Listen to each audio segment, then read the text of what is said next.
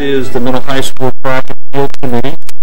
We've had several committee meetings going through evaluating different alternatives with the track, and the field committee done some of the building and seating. I think where our primary focus is tonight is to see what has happened from the three alternatives in our last meeting, and then to begin to look at in more detail some of the issues with artificial turf or natural gas. Just in a meeting we were talking about natural gas with that propane.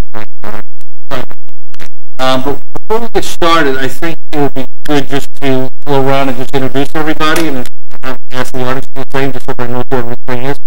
Dave, you want to get started? Dave Seentoff, Director of Operations and Maintenance, Town of Carver. Tim Cheney, Owner Project Manager, Town of Carver. Scott Dave, Superintendent, Carver Public Schools. Mary Ross, CPC and Recreation. Brad Brothers, Business Manager for the school. Michael Malinowski, Town Administrator. Gary Garrettson, Public Member. Andrew Salavoda, School Committee Member. Mike Schultz, Athletic Director. Jonathan Charwick, Project Manager for Activitas, the landscape architect and civil engineers on the project.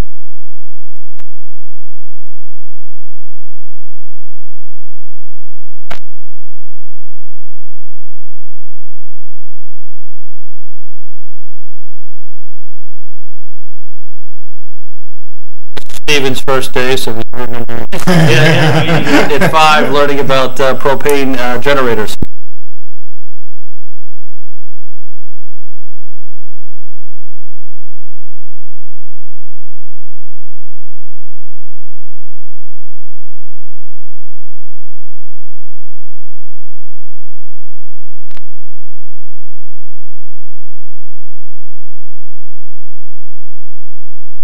Great, so why don't we put the meeting over to PMA? Yeah, so I'm actually going to do a quick reintroduction to Activitas. We went through a design selection process with this committee. I believe we had 8 overall designers, and as a group, the committee has select Activitas as a designer for this process and this project. So right now, I'll turn it over to Jonathan to start going through his presentation.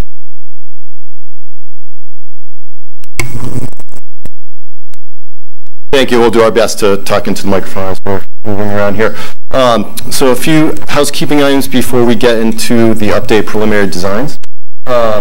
I'll start first off with the anticipated permitting process. So we've talked with a few of the town departments over the last week or so. Me specifically meeting with Jack Hunter to talk a little bit about the planning process. And then Brooke Monroe, I had a conversation with her as it related to the Conservation Commission. What we're anticipating right now is we will be required to file for site plan approval and also a notice of intent with the Conservation Commission. So as of today, we finished our field work for our survey, and our wetland flagging was done about a week ago. So once we receive those surveys, probably about 2 weeks, we'll start developing the plans based on the continual discussions and meetings we have over the next few weeks, and anticipate trying to make those filings sometime in January or February, depending on certain schedules and how quickly we can pull some of that information together. And then Dave, if you want to talk about a few of the other permits or regulatory issues. Yeah, I've also reached out to the Board of Health and the plumbing inspector just to kind of give them a heads up of what our intent is. Obviously, where we're looking, we think it might be going, just so they're aware that we will be, coming to them for permitting, give them an idea on the scope of the project, so they're aware of it. And not any surprise. And I also spoke with the director of EMS regarding into I just wanted to get his thoughts on access that one. And the next item to touch base on, we did do some soil testing on the existing soil they had inside the track. One of the options we're considering for the renovation is an amended topsoil in place. So what those test results provide us were 2 key pieces of information. One, there is that the pH level in topsoil is a little lower than what is optimal, which is a fairly simple exercise of amending it with lime. So that's something that if we did amend the topsoil field, we would add that as part of the scope of work. And the organic matter is around 3%. That's a little bit on the low end. Typically 3% is considered good, 4 is great, 5 is the best you can get. We can achieve better organic by introducing compost into the field as well. So those are two of the items we'll consider both from a cost perspective and then from a design perspective if that's a route we go from for the natural grass renovation. Obviously, if we look at some of the other options we discussed, I think the other option was a sand cap, which is importing a 6-inch lift of root zone on top of the existing topsoil. Those amendments wouldn't necessarily be required because we're not amending the topsoil.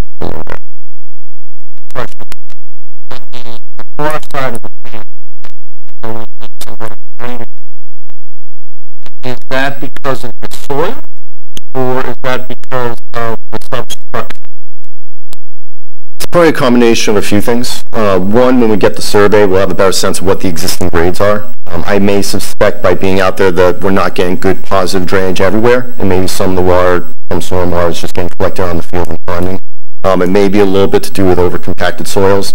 And then when we do our geotechnical investigation, we're going to find out what our seasonal groundwater levels are. So, we may have a high groundwater table, considering the wetlands are so close to the site. So we still have a little digging to do on that, but I think once we get the survey and geotech results, that'll help us understand what the issues are.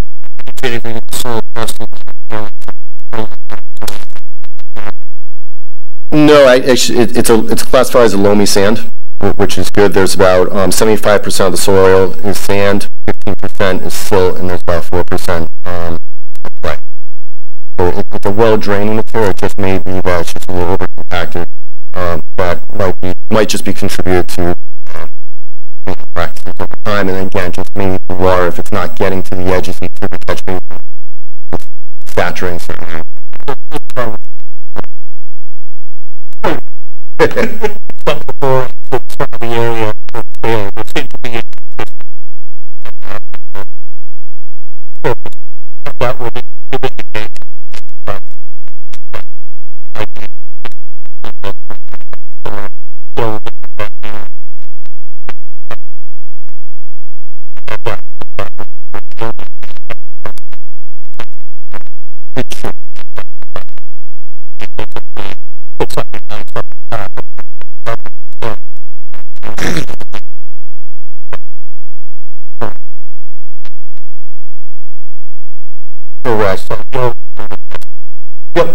the geotechnical program as of right now, we're hoping to start in a few weeks once we get a better determination of where all the structural components are, such as lighting, press boxes, and the building.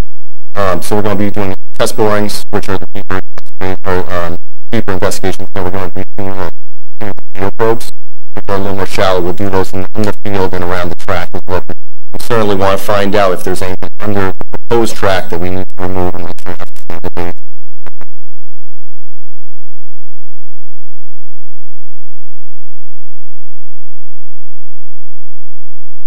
before we move on to the preliminary design options, the next week's meeting, I believe, will be mostly around the natural grass versus we get some information from Mike at the end of last week related to the schedule. So we're going to start putting in the school and the actual town's information on use into our initial analysis to make that a little more realistic operation. We'll try to prepare that and get something out before the next review, and then we'll put that back. Do you have any not completely. I think that my initial review, it does look like the proposed uses for the field are right between your natural grass and your I think we need to do a little more analysis, but I think right now it's,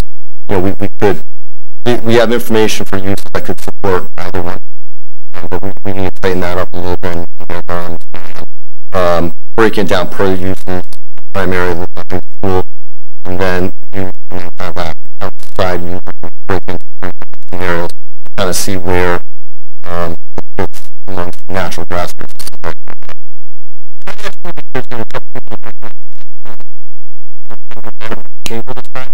Can you quickly go through your natural growth house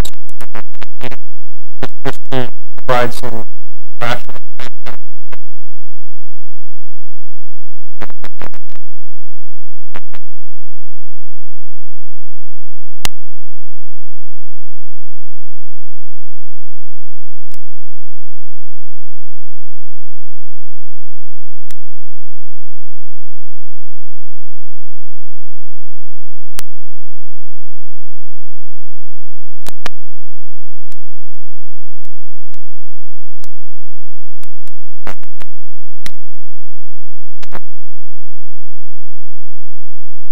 I think that and just the construction.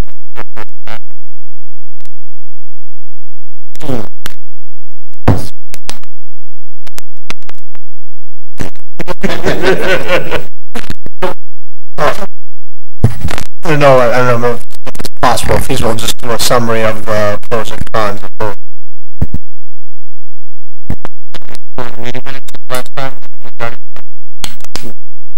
And we can deal with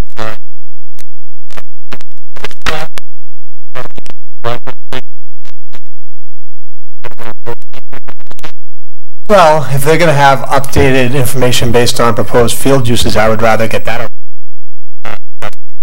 The analysis from last time was based on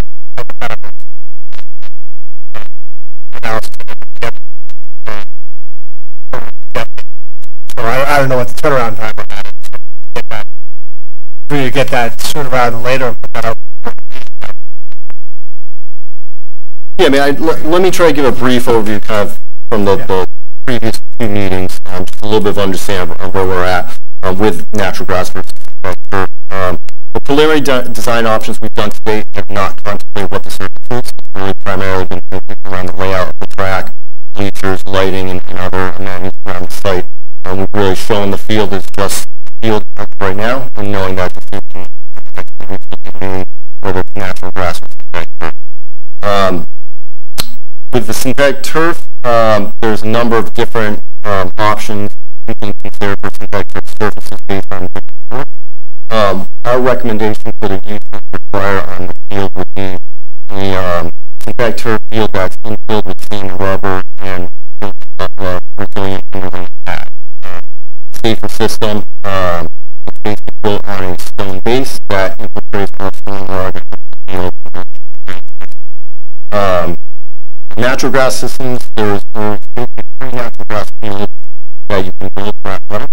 One I briefly spoke about, an amended topsoil field, which is basically screened loam, profile, and then you fertilizer, compost, for the level that we can either see or second option is a sand-capped field, which would be basically looking at a 4 or 6 inch layer of imported root zone. It's a really nice sandy material that you place on top of the topsoil, seed or sod. And what that does is it allows water to infiltrate off the top of the surface and collect into the edges where you have the third option is a full root zone and system, which is a larger profile of sand drainage system underneath.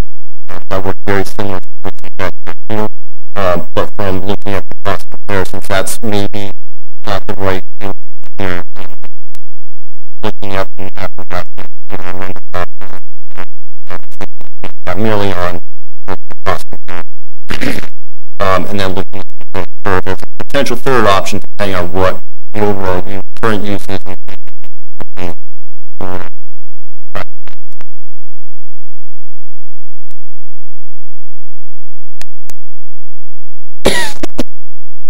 At this point, we're going to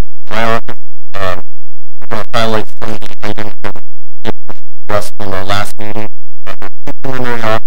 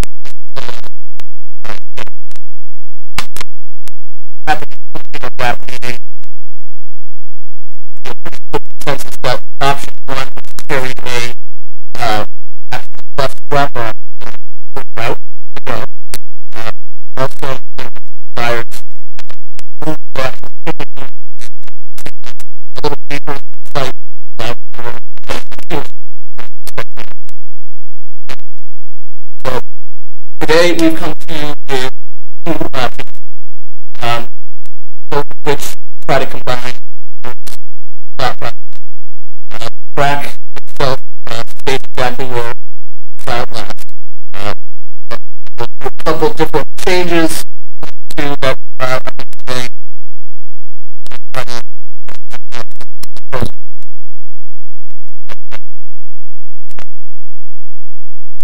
The first option has the bus drop off, showing right now 2 buses. This morning,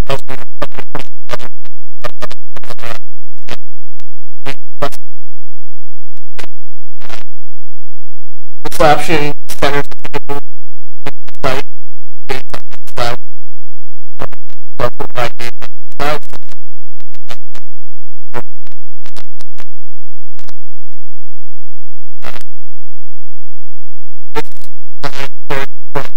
from that point.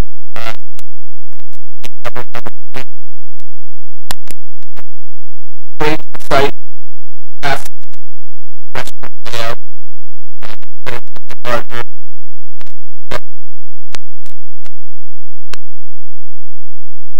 Down into this bleacher option, 200 permanent feet. Semi-portable.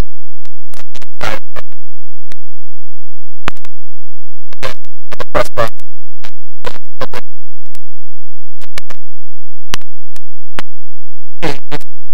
For circulation around the entire building. And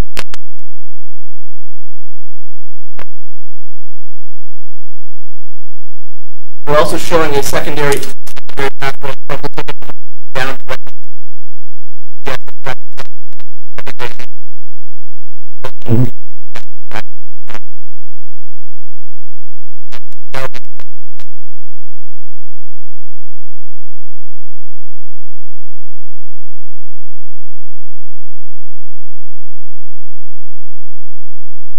Yeah, I think a few things to note to people watching this for the first time. This plan contemplates relocation of the concessions building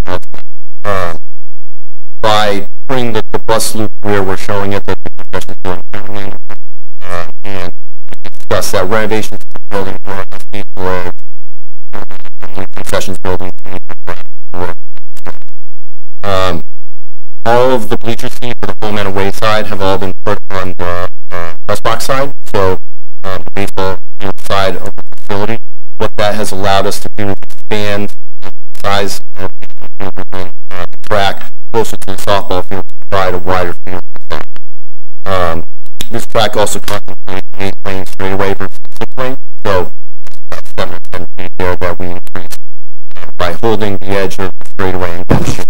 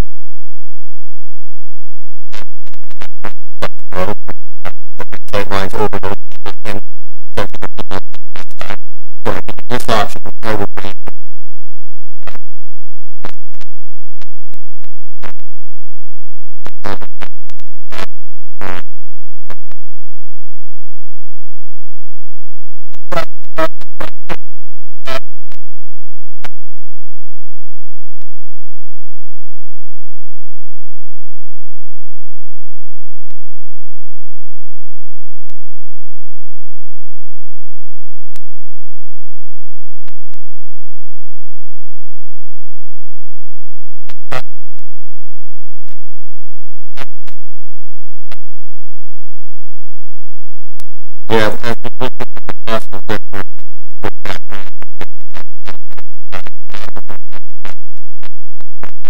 national, we have to stay here aesthetically.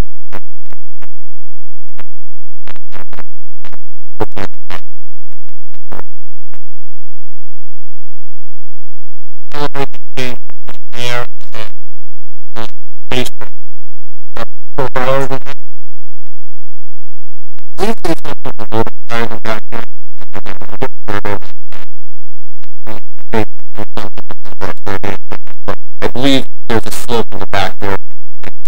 Probably 2 feet higher than the baseball field to level that the press box. Yeah.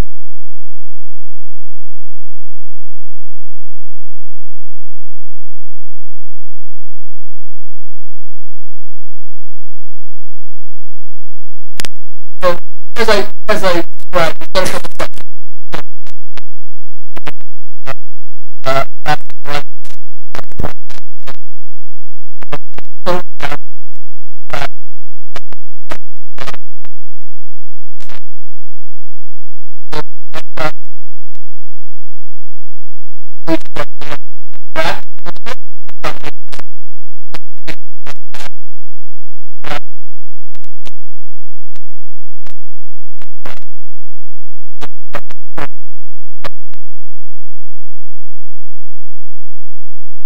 not dissimilar from what we have now, where you have to practice. Right, have the same feeling, whether we actually get it on or down the road. Generally,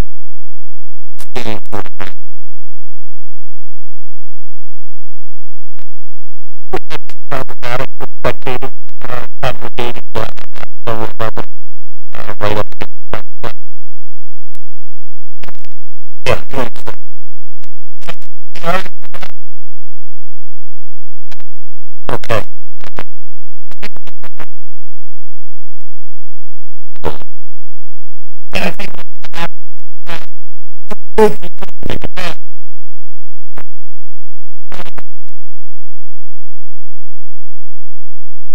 They don't, right now, you can probably not wrong, but right now, they don't so much stand in front of the bleachers. They definitely stand around. I agree with Mike that for a larger event, would be better to have a wider path down below. Yeah. Well, Right now, you're saying 60. It's yeah, we need another point that we take with. They would congregate on the slope. Is the path crushed stone or wood? Most likely asphalt. I think, hopefully there'll be a nice blend of asphalt and concrete. Obviously, concrete has a lot. The walkways, I think, around here will be asphalt. Front end. Right now, we're showing all the walkways as a concrete color, but I think generally most of them.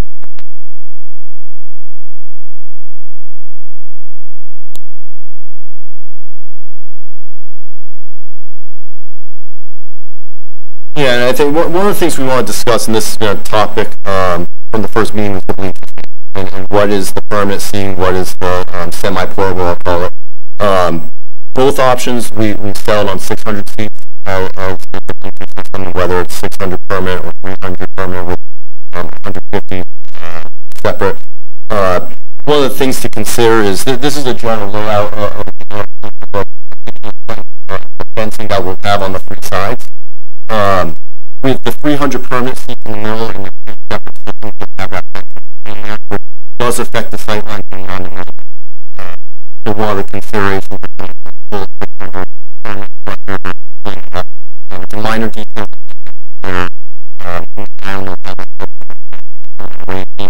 side with that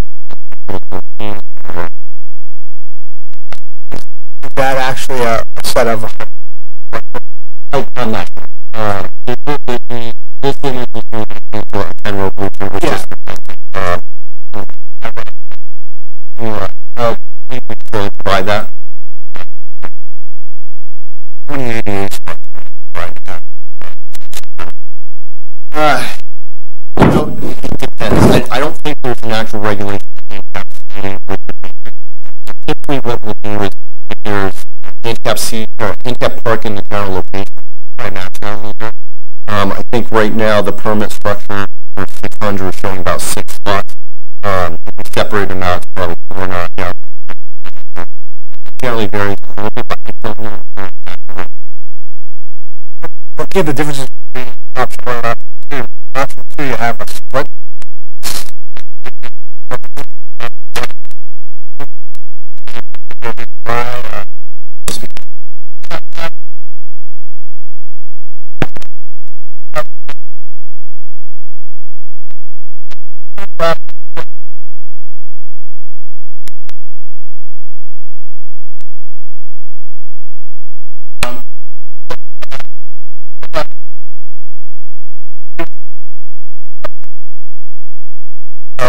I didn't even realize that. So the separated piece of 10 rows, so it would match the 10 rows.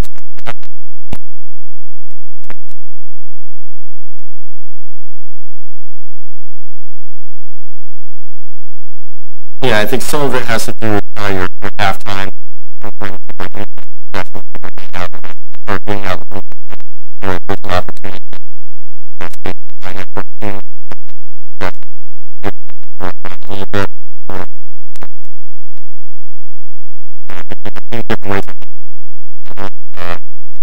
Option 1, we're doing a 5-row bleacher, which we have 3 10 rows.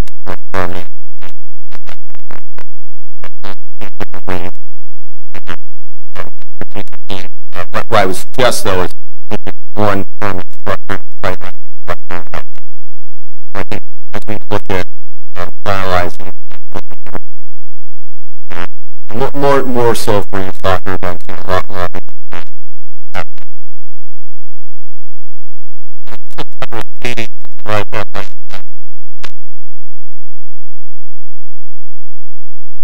yeah, we talked about a little bit. I think it is a reduction in what's being out there.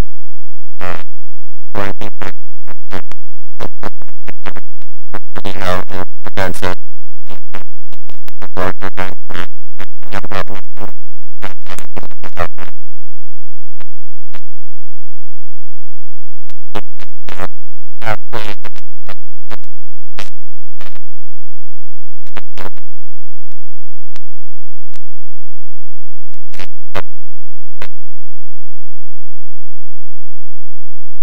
I think so. You know, the side of the bleacher team toward the woods, you know, we have a pathway that takes the track try and block track on both options. That's just a general law. Where the concession stand is located, right in the one thing to explain the reason for the concession building with the restrooms and storage in that location.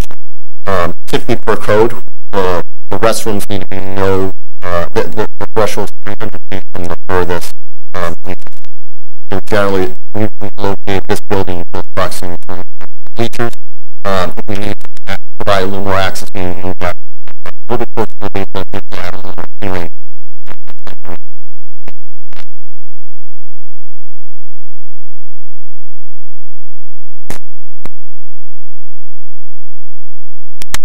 Yeah, I think that's one thing to know. Actually, talk about fencing a little bit again for the first time. There was discussion of still having fencing around the entire facility, both as a facility management during events, big tickets for events.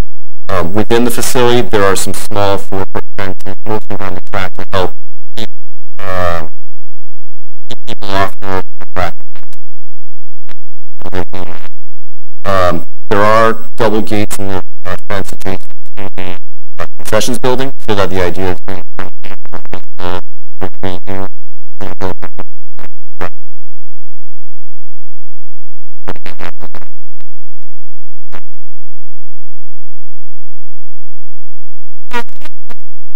portable. That implies to me that they are stored separately, spread out. Or are they always there, not Yeah, the second option. I mean, a 5-row bleacher with 650 people is semi-portable. It's not necessarily, it's on a slab. It can be moved, but it's not necessarily an I-beam structure. You're probably not moving it very often. If you have a smaller 50, a 5-row 50 bleacher, that's something that you need. But usually they're pretty permanent.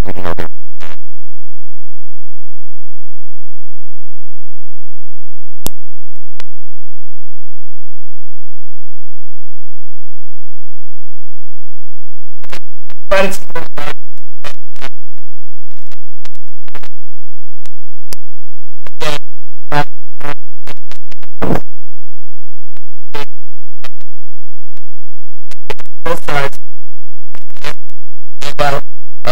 Option 2, move that to the side. Either way, space study.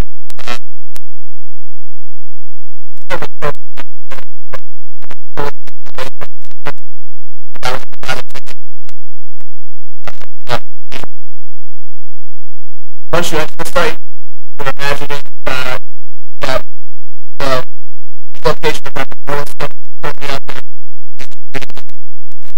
potentially black.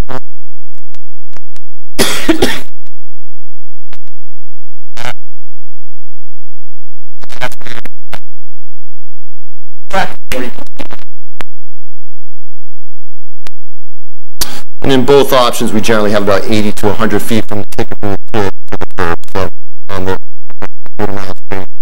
few people as a way to get into the game. And the walkway that's adjacent to the bus drop-off area is about 10 feet.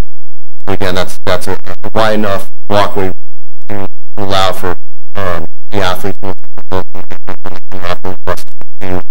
get out.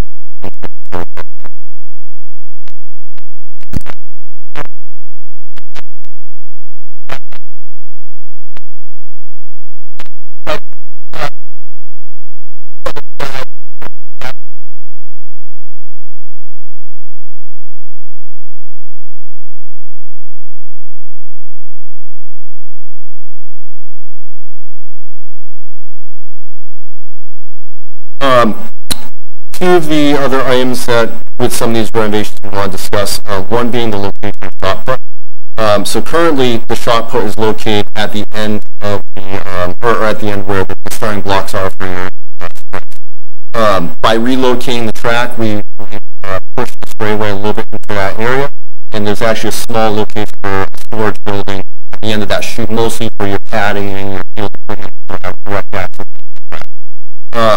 By doing that work over there, there's a need to relocate the shot. One of the areas we discussed was moving it toward the baseball field where we have that swale. Unfortunately, that has been flagged as wetlands. So that's a continuation of the wetlands we have in the woods. So we're going to try to work in that area as limited as possible. One of the considerations is putting it on the other side of the track, right behind one of the softball backstop areas. It fits in that little spot, and it's outside the 100-foot buffer.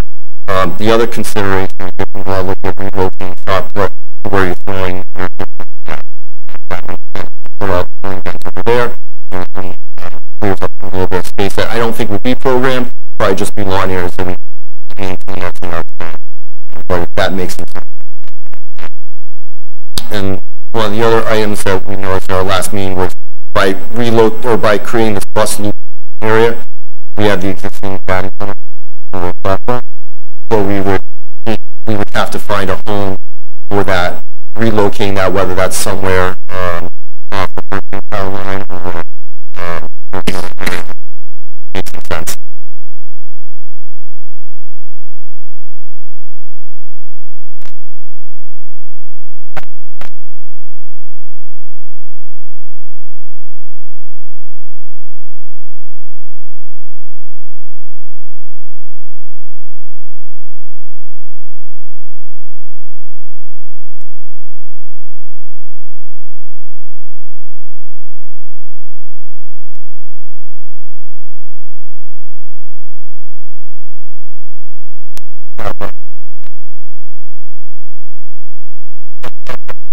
Time for thoughts.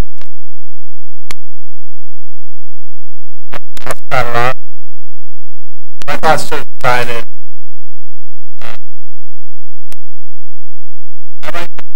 I prefer the first option, but on the kind of the layout of the second option.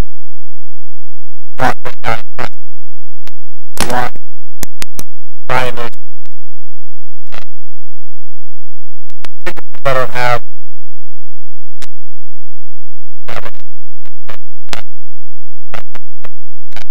the bleach some still will put on all connected with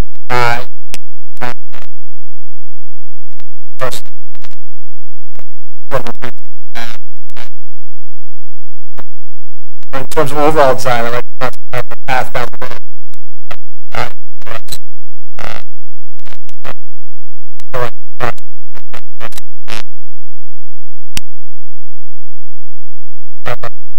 What did Yeah, so, let's start with that. EMS, as long as he would like, regardless of which one we go, obviously we got to get they would like the ambulance queued just off the track like they do presently. So we would need both access gates, obviously, to accommodate the width of the ambulance. And then also, regardless of which one it is, he would like an asphalted area. So it doesn't matter which one it tucks into. If you could have an asphalted area to park on, inclement weather, I don't have to worry about getting stuck or anything like that. So, it would be a small parking spot, basically. So that was input. So that would be minor change to what we have on either one. Going back to my preference, from what I've seen, I like option 2. I like the walkway close to the track. I think it would be beneficial, not only to accommodating larger space, larger events, but also smaller events too, maybe. I know the school does a lot of stuff out there during the school day. Sometimes kids want to be closer versus kind of being off in the weekends, school-sponsored activities. So I think that provides a plus there. I like the 10-row bleachers, the reason being in option 2, it gives us some more space, not only for the concessions, but during football games, the band needs a place to queue, right? Band play every football game. They don't take up a large footprint, but that obviously allows for more where the bleachers are not as spread out with a 5-row. And I'll go opposite of Scott. I like the ramp better. And the reason being, I know it's not as aesthetically pleasing, but if they're kind of neutral cost-wise initially, the elevator falls under state regulations, and that's going to cost me thousands of years inspection. I do like it better just for that purpose. how long is you're doing how many turns? So there's 5 for one section. Yeah, so That's a lot of it.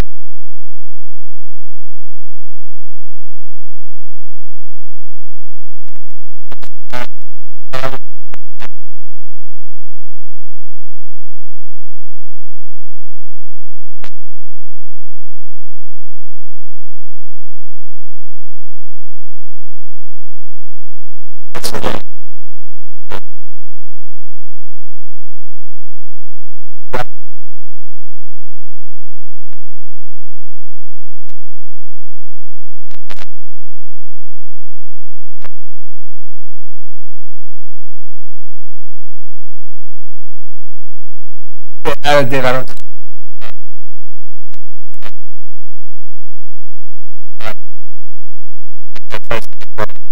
don't know how often is that, that's my question, is that how much you handicap access? Not to the, that's just your handicap access. Not to have a ramp or accessible ramp. no ramp. There's actually little knockouts in the front. Cutouts in the front. Yeah, so you flat around the bracket, fairly flat, walkway from it.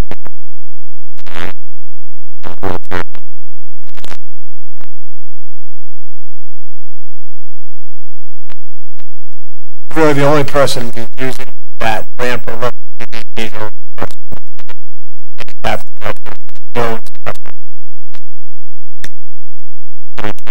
Walkway down or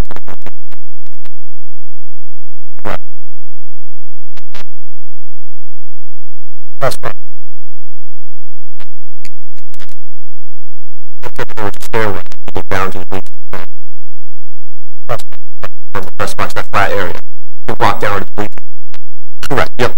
Yeah, at the top of the press box. Yeah, you're going to have access to the press box. It's not the only access to the press box. The only access to the press box would be the only people using the ramp. Somewhere. Obviously, someone could walk up that way. You can access the press box.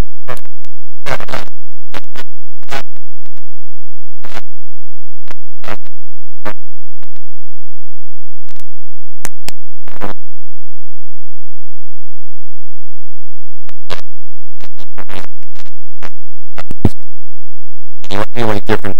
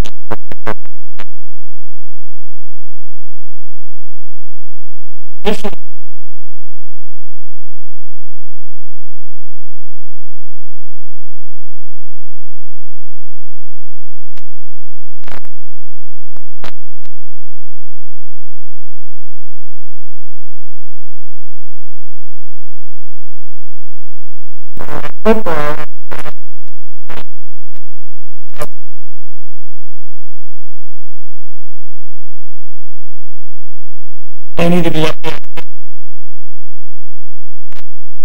Press box for football anyway.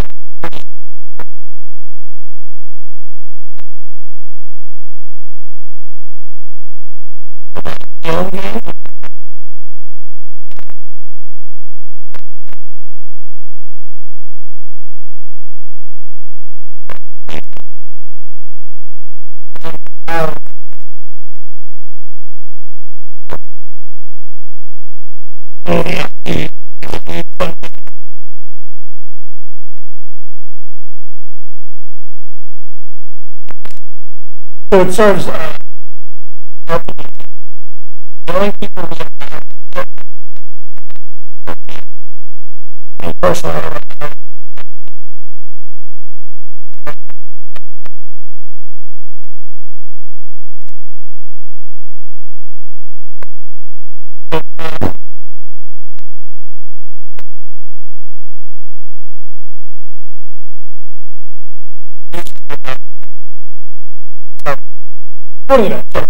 It would be hard to do.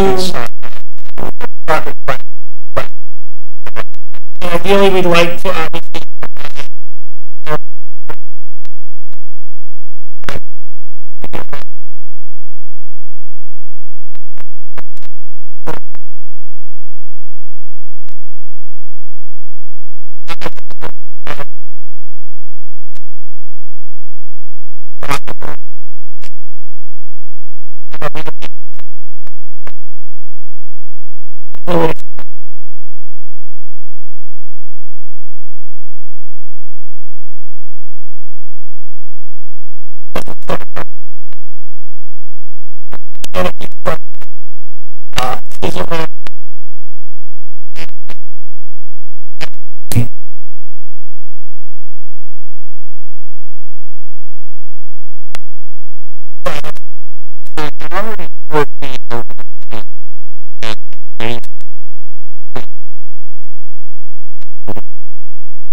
is the minimum or maximum elevation of the truss.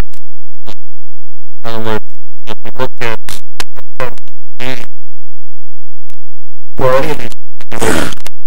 build the press box in the middle of the stand, and then have stand on the sides of the press box, whatever is going to drive.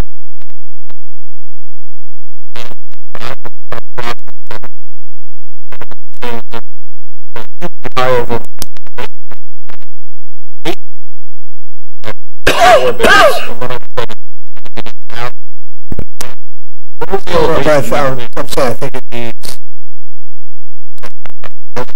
what's defined as a structure. And it wouldn't be accessible on the bleachers, sat down on the bleachers. Well, that only one row. Correct. Yeah, essentially that's correct. If the press box is lower, it needs less of a ramp, but you still need to provide the access. The difficulty with bringing the press box lower and closer and having bleachers look also, you're not going to be able to really get any proper seating next to the press box around it.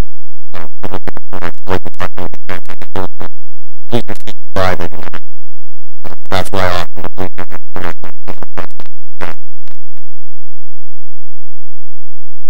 but, you know, there's always a cost to it. So, right now we're trying to 10-row bleacher.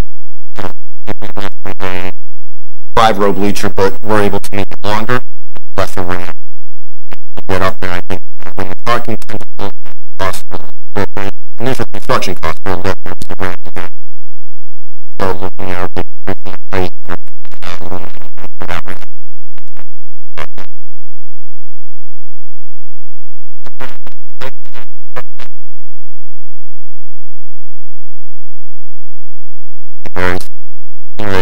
It's a lot to do with site constraints. I don't think there's a right or wrong. Once you get to a 10-row, the cost of building a road, the premium. So 8 to 10 is a pretty large stand, widening and wrapping. It's just that the structure, and again, most press boxes can't, or more than 12 feet, then you're a ramp. So 10 to 12 feet above grade for the press box. Right.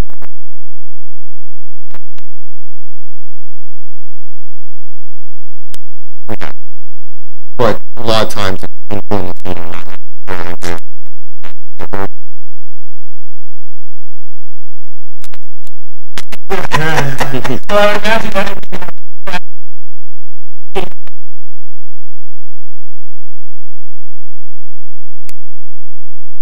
yeah, it depends. Yeah, I'm trying.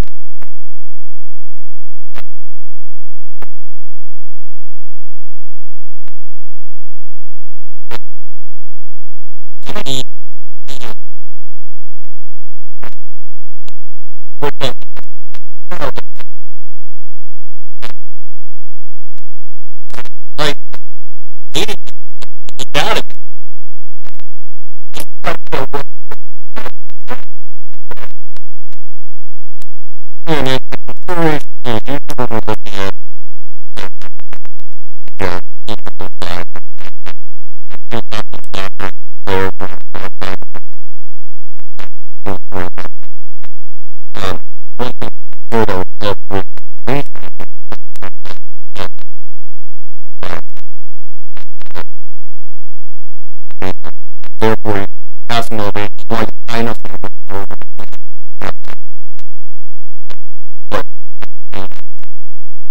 that would be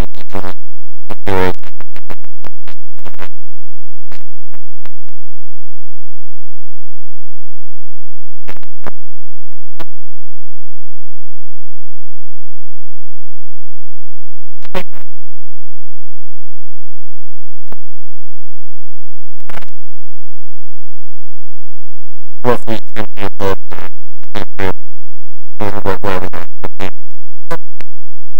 yeah, you figure it's about a foot.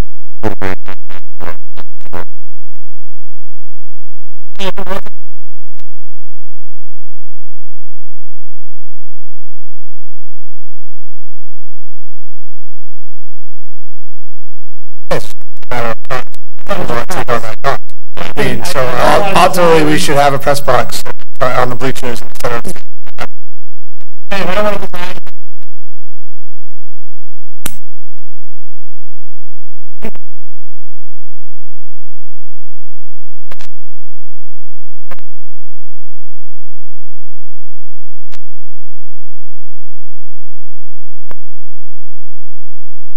I would find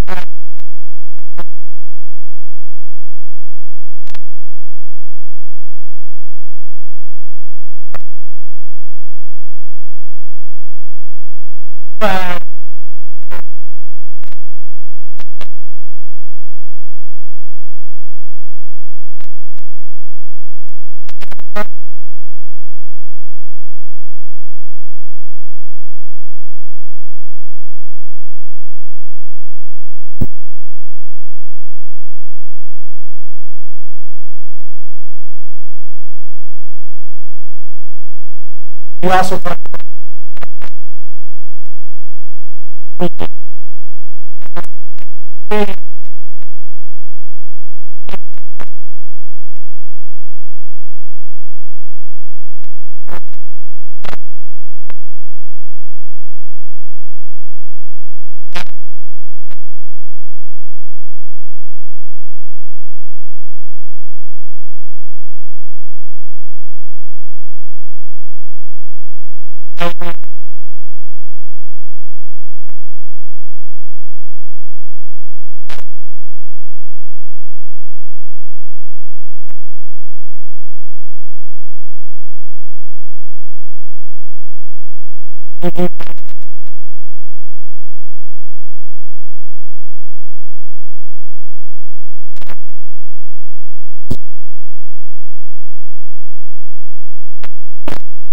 better than right now.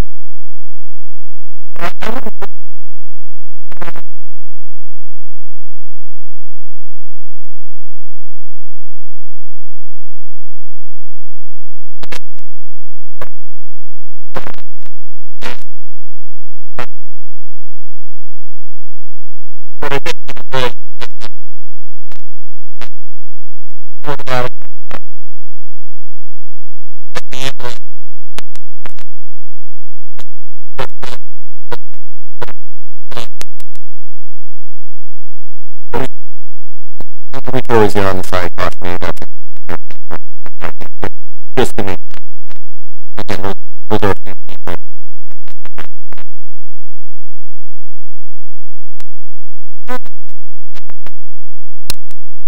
right now we're showing about I think a 7x7. We'll have two windows. It's on center.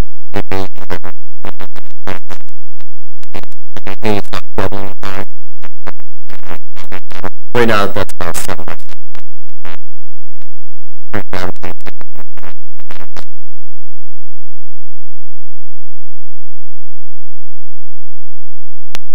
Quickly for the people that haven't been here for a while, go over the support structure and why the seating was a big deal with the bathrooms. I know it was a debate for quite a while, just for people that haven't been here. Yeah, certainly. They don't understand why we went into it. Yep. So, as it relates to bleachers, permanent bleacher stands require a number of restrooms. For female, it's one for every third. Well, let me get back. Typically, when we're doing restroom for we're seeing 50% male. So we use 600 permanent space, 300 male, 300. Per the plumbing code, we require one restroom for every third room and one restroom for every 6. So with 600 seat bleacher, that comes to about 5.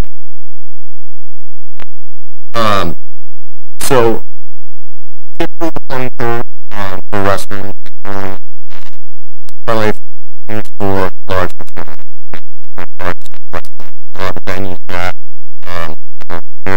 attendance rate has a large need for restaurants. In the current plan we're showing, we start with 5 and 5 3.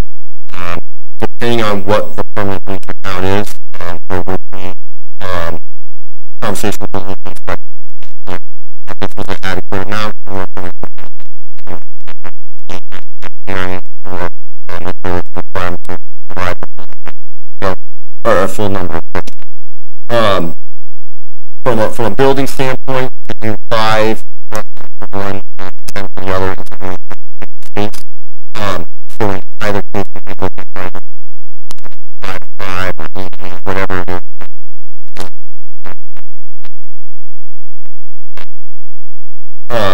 So part of what we've been looking at is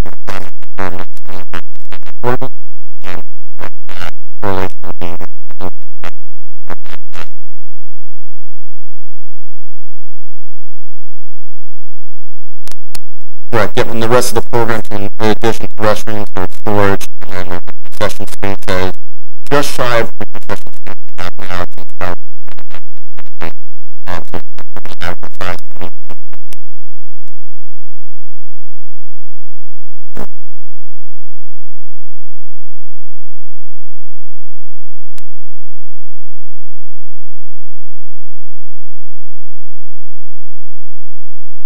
Yeah, I mean, I think the initial input is when we're looking at the restroom,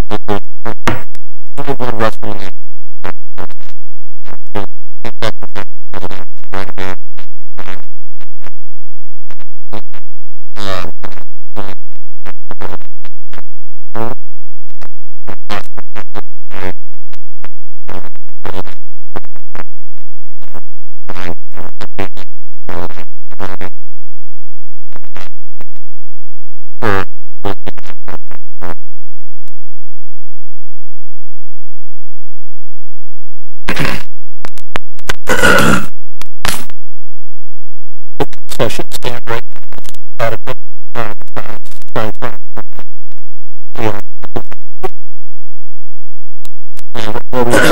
We have a number right at the top of the storage space. The concession space, large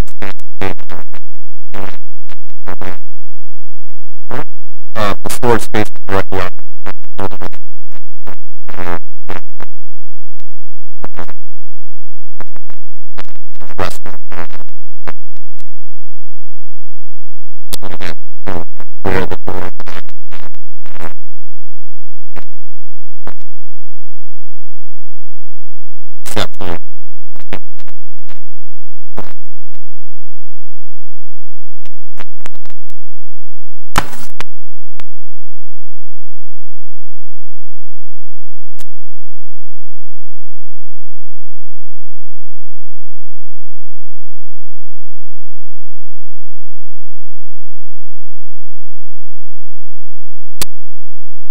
Yeah, you know, our experience in some communities, when they're looking at renovating facilities and thinking about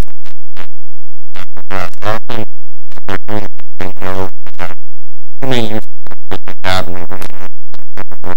really one field that they can do that is right.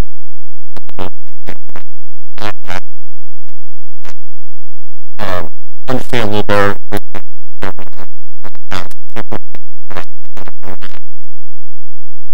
That takes a lot of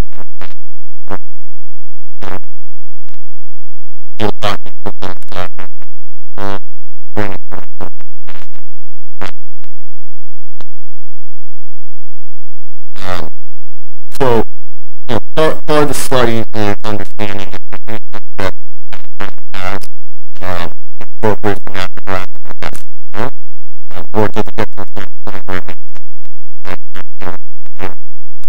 or allow you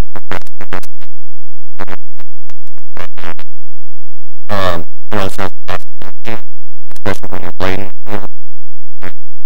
In either case,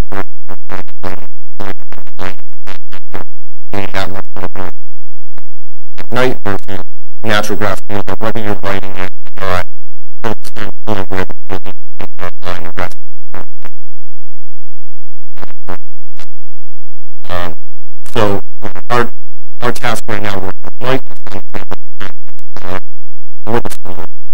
Carver was fall in line with maximum recommended. And I understand this is still going to be overview of the paragraph or have the field to be appropriately maintained.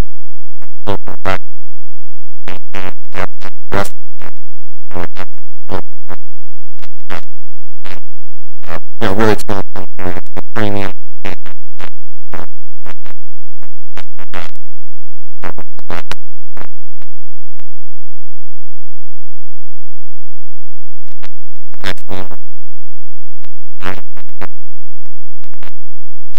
Careful analysis.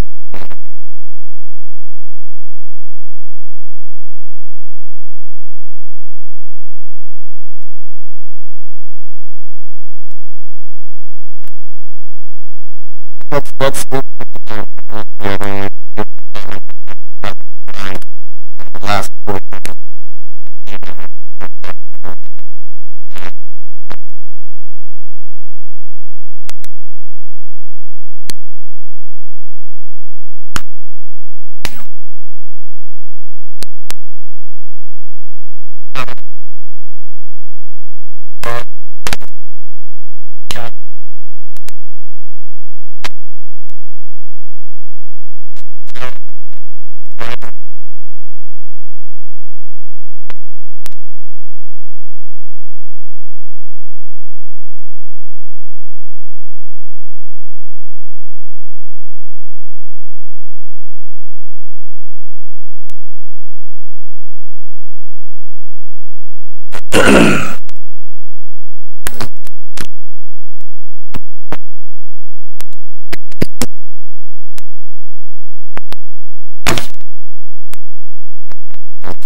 Out and what I'm passing out for the draft cover sheet process, and that's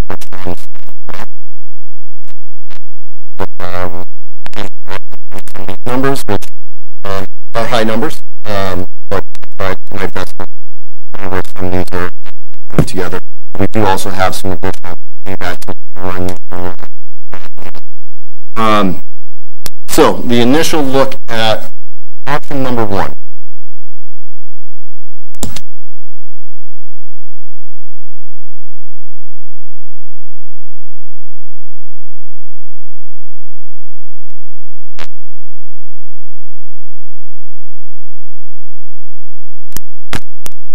So the estimate itself is based off true quantities, true takeoffs. We use option 1 as the base cost estimate. Option number 2 with the minor changes where we're handling the ballpark. So it's, you know, there's not significant. There's not significant. The initial estimate with your construction subtotal of $3,983,015. That is an all-in full scope that we looked at today. We've tried to do our best to include absolutely everything we can think of. There are a number of allowances and assumptions we're making, considering we don't have survey and don't have where we're making assumptions on how much topsoil we have in the field, if we have 12 inches of base asphalt. And we're making some of these assumptions we noted in this estimate, so that when we get some of that information, we can fine-tune. I think the goal would be that this number certainly goes down as we get more time, but there's certainly pops up for our investigation. So let me run through a few of the line items and explain a little bit about what is entailed. Number 1, your mobilization and site preparation. What that really is your demolition of the entire facility and preparation before that as far as erosion controls, construction fencing, construction entrances, anything we can do to prep the site for erosion, and then the actual demo. Some of the larger numbers are demolition of the existing press box and existing concessions, because we don't have a strong sense on the magnitude of the foundation from the this includes soup to nuts recycling, the grandstands recycling. Both grandstands containing aluminum costs are very high, so there's some, I might assume that the contractors will be able to make some money by recycling those products. But we have everything in here as far as existing light poles and site electrical demo, scoreboard, chain link fencing, anything that we're removing from the site, we can for some dollar amount. For some of our site investigation before last meeting, we have a general sense on where the electrical is coming to the site from the building. But looking at some of the handholds, not sure what the condition of that electrical is. We're assuming right now we're removing everything, bringing new electrical, new water, nuts, everything. If there's an opportunity for further design or even construction that we find something that we can claim that this remain in place is something we look into. But from our standpoint, infrastructure is one of those. You build a nice facility and then you need power to pour money to do the infrastructure program. Because it'll be a lot more expensive to so that demolition, earthwork, demolition and site preparation accounts for around the $150,000. Earthwork, which is just under $200,000, what that entails is stripping and screening about 9 inches of topsoil. That's one of the first big items and assumptions. Typically on a natural grass field, we assume 9 inches is a pretty good profile for topsoil. We've done as little as 6 inches, we've done as much as 12. So right now, before we have the geotechnical information, we're assuming it's 9 inches of topsoil. Once we confirm what that is, we'll have a screening and review. Along the far side of the track where we're expanding, there's about a 4-foot hill that we're assuming we're cutting into, so there's some money to cut into that slope and actually put a retaining wall between the track and the softball. This is a large item in the estimate, about $100,000 of retaining wall that until we have survey, we're not sure if we actually need. Ideally, we'd be able to grade that area appropriately and not need that wall in. Just first blush, looking at the space we have over there, the wall in there, right back to the project. By expanding the track as well, what we'll be doing as part of the demo process is pulverizing the track in place, assuming there's a 12-inch lift of recycled asphalt, and we can use that material as part of the new track and then import additional dense grade or crushed iron as needed for the site. To the best of our ability, we want to leave everything on site. It's a very large campus, so if we do have excess material, hauling anything off the site is always more expensive.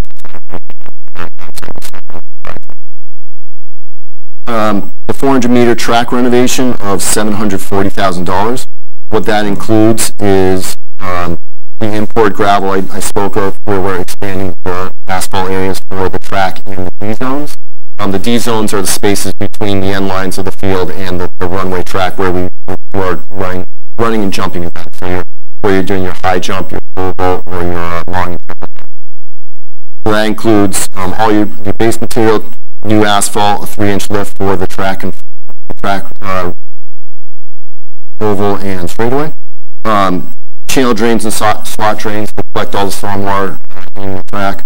All your long and triple jump events, all your pole vaults, and all your athletic events furnished and installed as part of the project.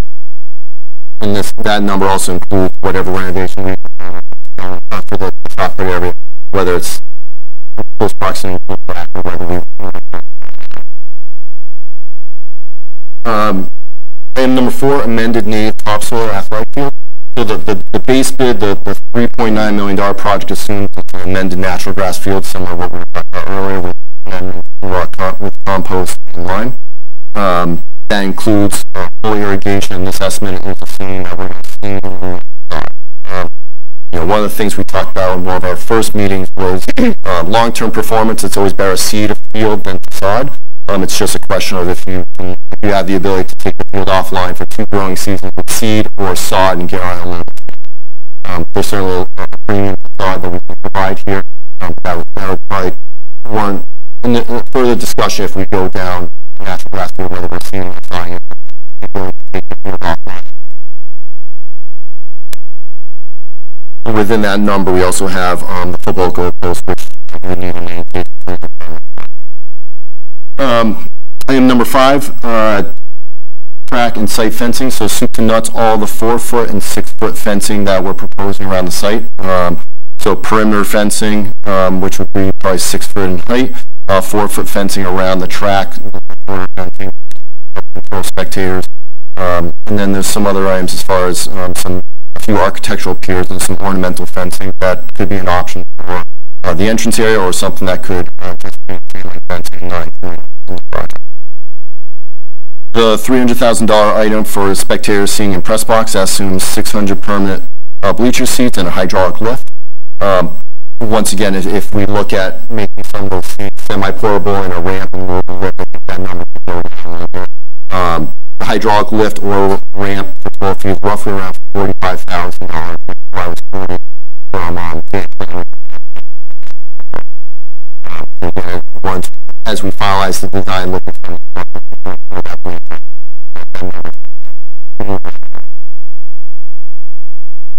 sports lighting and electrical improvements for $700,000. The biggest portion of that number is about $535,000 for the Musco lighting system. That would be a 4-pole LED athletic lighting system for the track and field. LEDs for athletics is becoming more popular. It's becoming a little more cost prohibitive than it had been in years past. Musco sports lighting, which is one of the better sports lighting systems around. This past year, probably about 50% of the lighting systems they were LED versus metal halide. So that seems to be the way everyone's going now, that the cost for LED is less of a premium than it was in past years. It's about a 25% markup though over metal halide. So that's a potential decision for the initial cost for the system versus the savings you get with LEDs, and whether the delta is worth the benefits. Within that also includes an allowance for site electrical, so new service from the building to the site, scoreboard, sound system, and an allowance for site lighting, which we want to look at for the parking lot areas and some of the entrance areas for before and after games while the lighting system. Number 8, the support building for $837,000. There's a fairly decent allowance in there, about $600,000 just for the building itself. Currently, we're looking at working with some of the pre-engineered manufacturers, like a ROMTech, to design a building that pre-engineered but not necessarily taken off a trailer and dropped on the site. But it's a way for us to streamline the design process a little bit. And that's where these numbers come directly from them. Within that number, we also have septic system upgrades, assuming we're going to have to provide a new septic system for the building and potentially tie into the leaching field we have at the site. Drainage connections, water service, and that also includes an allowance for a new ticket booth and the storage building at the end. And then item number 9 to finish, landscape improvements. That includes our bituminous concrete, cement concrete around the site. Within there, full-tech subsurface basin provide flag poles, some granite curbing, and then loaming and seeding, and some landscape allowance for around the perimeter. All that subtotal is about $3.9 million, and at this point we're showing a 15% contingency of about $597,000. A lot of that based around our design, where it's not as material. Officially flush out some of the working through again. Once we get that information and start design, we hope even that contingency can start going and hopefully other towns, other projects, whether it's private projects or unknowns that we can find out through construction or in addition to this, there's 2 other alternates that we've priced. Alternate number 1 would be a 6-inch sand cap athletic field. So that is generally a $157,000 add with a little bit again. That would be an added cost to the base 3.9 to a sand cap field. And then alternate number 2 is $913,000 if this was to be a synthetic turf field or natural grass. And again, that that alternate to the direct access.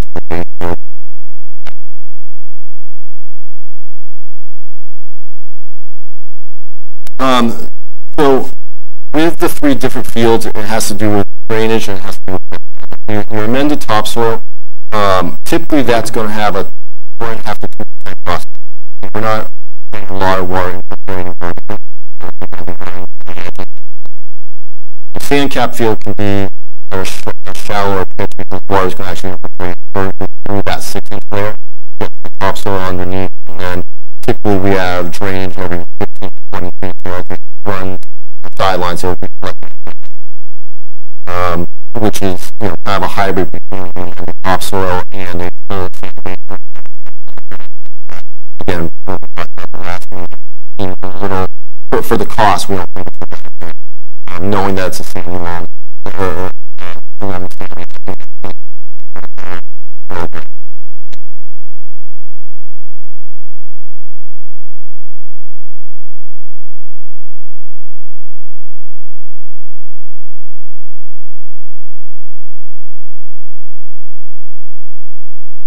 I was going to say, right now we're having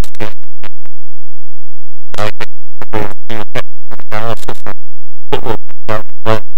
whether that might assist. So think of the grade down the bottom of the slope and we want to make sure that we got the field for moisture. I would encourage the analysis of see what I would be focused looking for more drainage to be able to make sure that we're trying to put moisture removal on the field for the wood. That's the last thing we want to do is build this moisture. I think the issue of fixing soil might be overkill. That will allow the analysis to be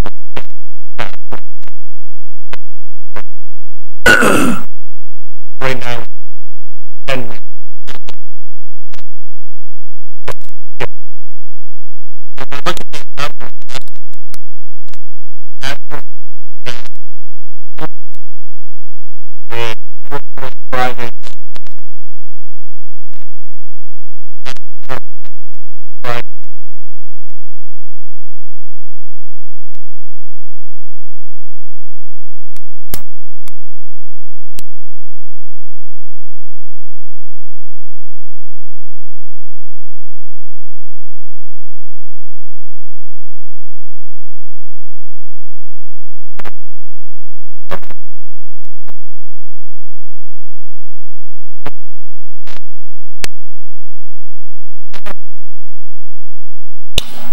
it's there's a number of contributing factors.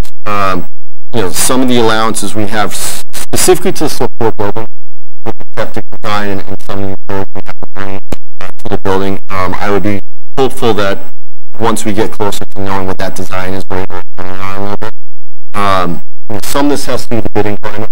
When we put this out to bid, I think initially we're trying to get this out to bid in March so that for town meeting there would be a hard number for the town. Depending on when you're bidding and what contractors have on their plates, that sometimes has a lot of bigger number. Right now this is probably the most conservative we're going to be because of some of the things we don't know, and also considering we always want to be a little bit higher. We don't want to be the opposite way. So I wouldn't say these are overly conservative. A lot of these numbers are hard numbers that we've been getting budgetarily from contractors, from vendors.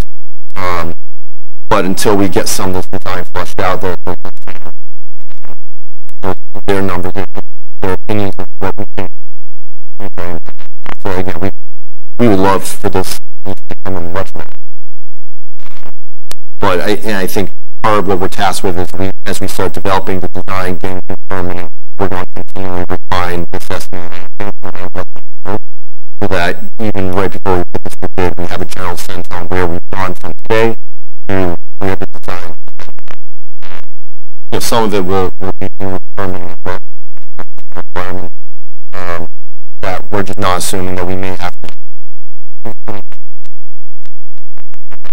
We don't, we think from initial conversation, this should be fairly straightforward.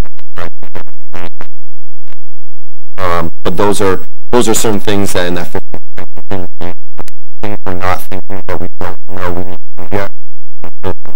Small budget where other things like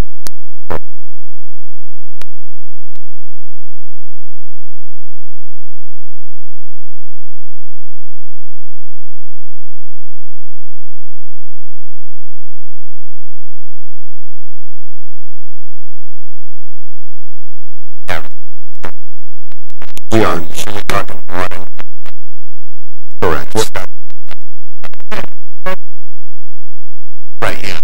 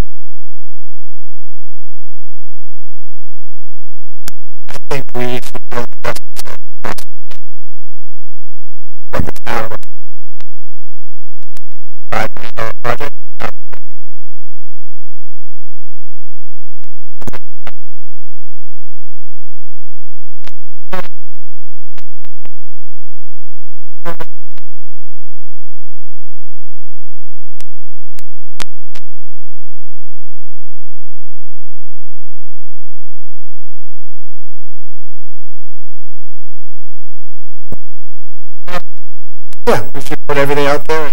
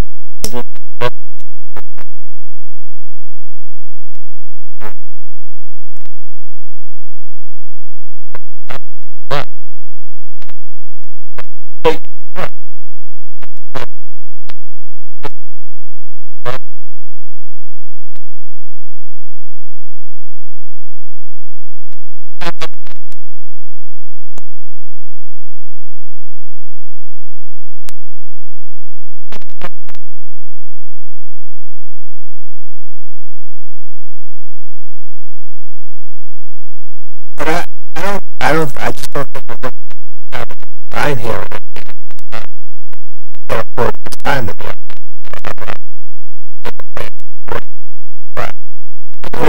really scaling back on the design. I would not want that project.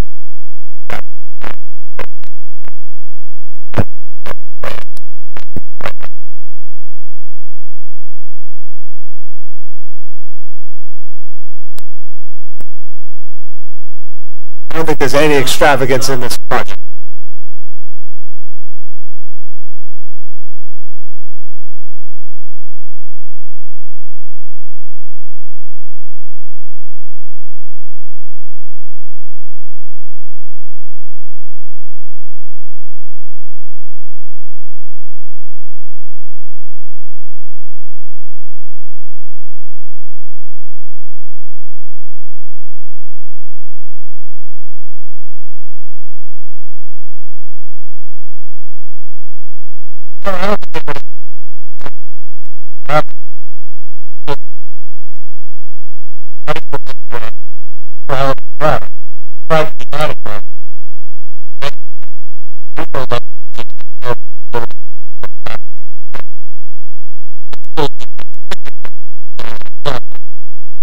How does that fit?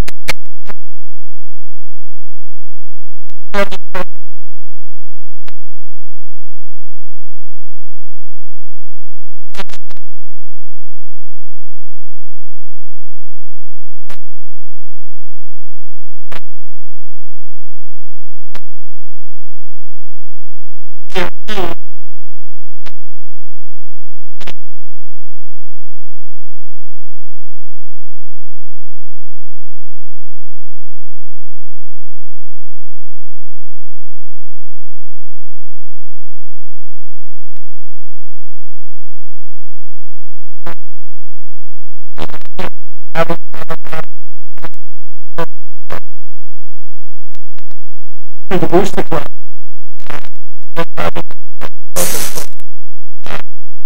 Haven't done a right.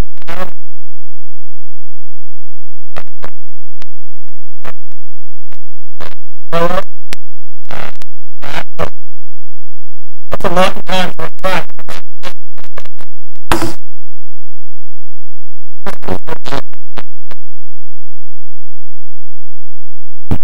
Tell me where I'm built on it's going to last.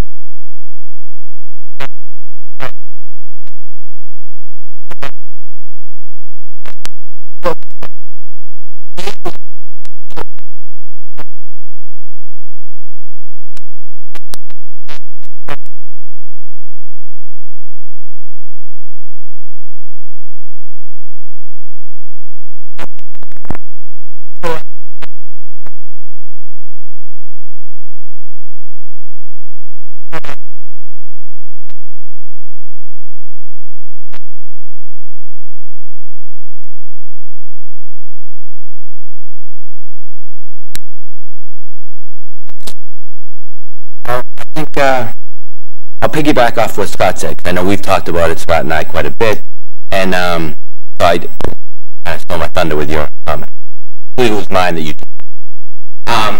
But in all honesty, I look at the project, and all along I sat down and I said, you know, our goal is similar to the school building project, where we're told to rise up a little bit, get the best number we can for the project, go to the public and say, you like it, you spent the time to do it. My feeling on this project is, you look at that number, and I wonder if we have done the best job, exhausted all options, to get the best number. And I think we did that with the school building. This project, I did feel a little rushed. That was my personal feeling. But I was never going to go forward with a project that I wasn't fully believing. And that was not going to the public and saying, you're not going to get the opportunity to look at that project. Could I sit there and say afterwards that the public did not want that project, and then go again and go about it and figure out the next plan? I can do that. I'm okay with that because I want the public to have their voice. So my feeling is I want to put together the best package, the best plan for the public. They weigh in, they decide what they would like, and then we move forward. I do think, I don't know how to look at this draft and really hammer away. Like Michael had mentioned, you know, I don't know the process. You look at 837 and say you only got 500. I don't know how to train. I don't know if you're able to give us that best number.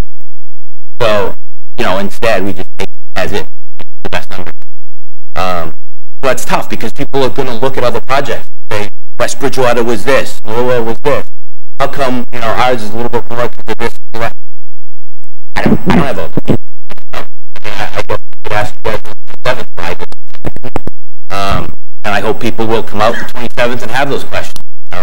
Can we have a comparison of recently completed projects? I think we need to see, understand why this number is. And I take it as this is we can't call them to task on these numbers yet, as they said.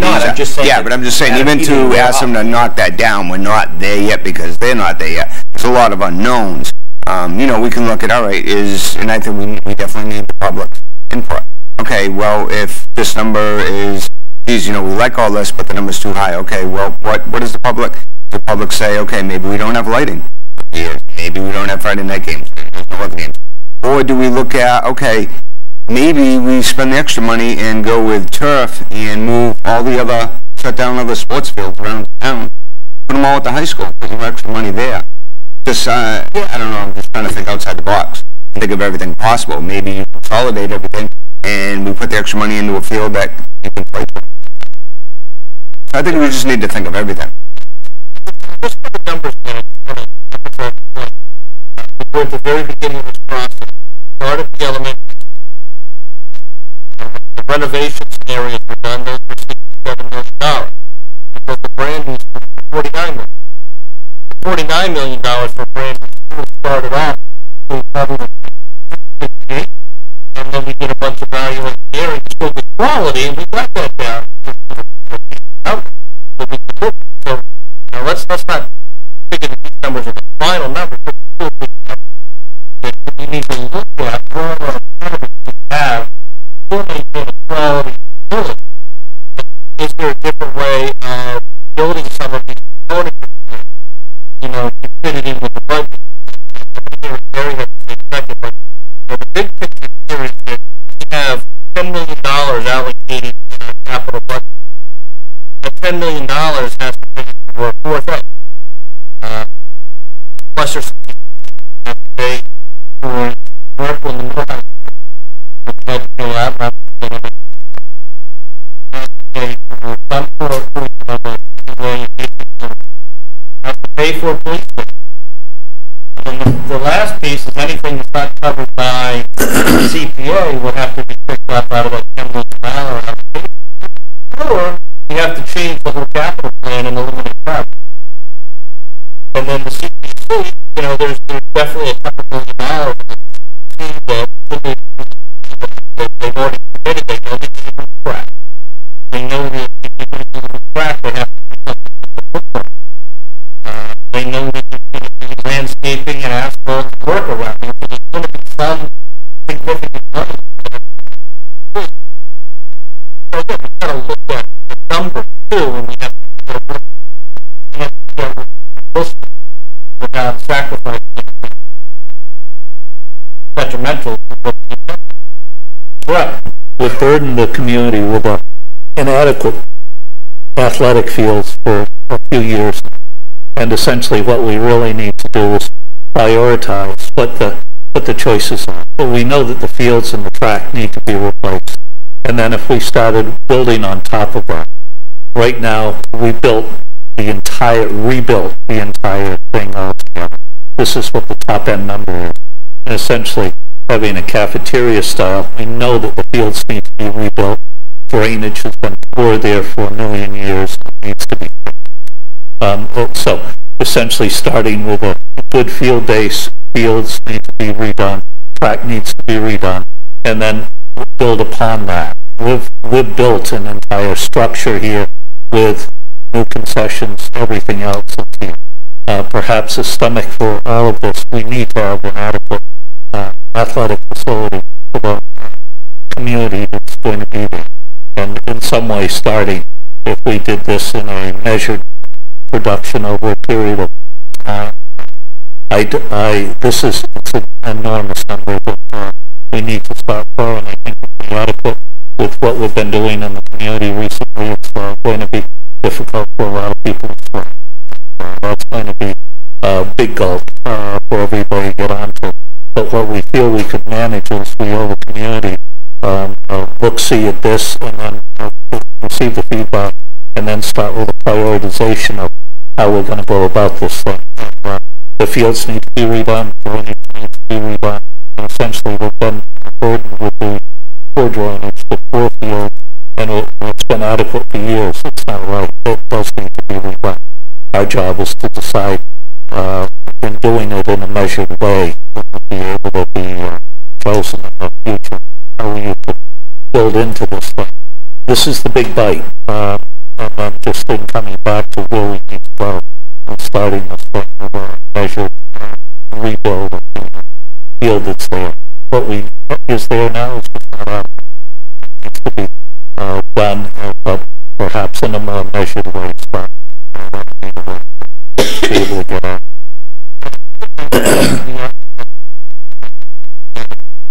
You need survey.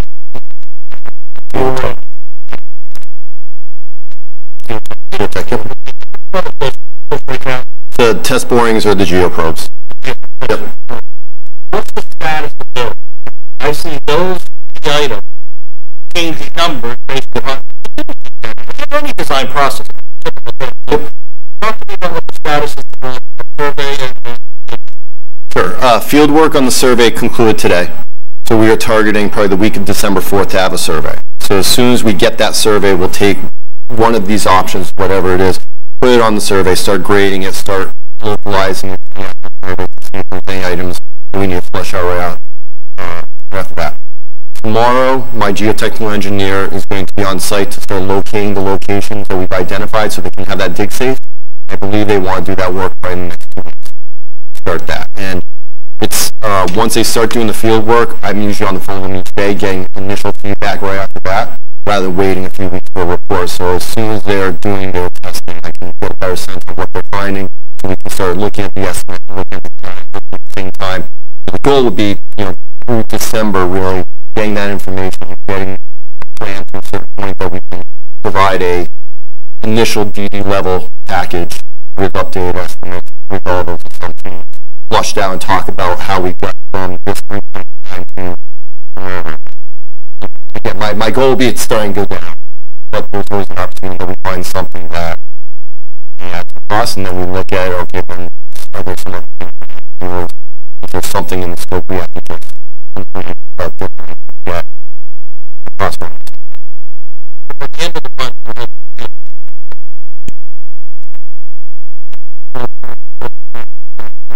that's what we're shooting for that week. We get a draft survey. We get that week to start working. And have all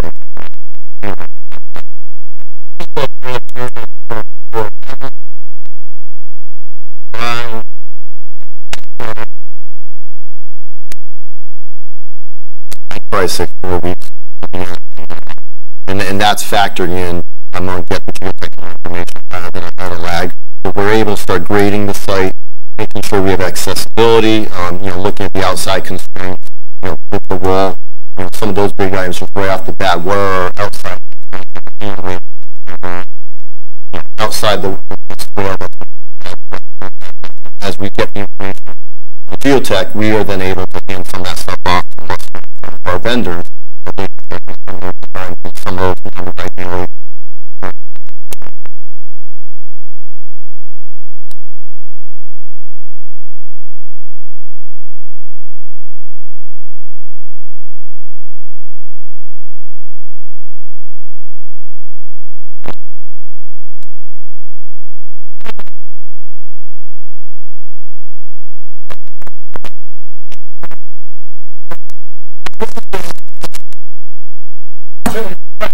He's been on the plan for a while.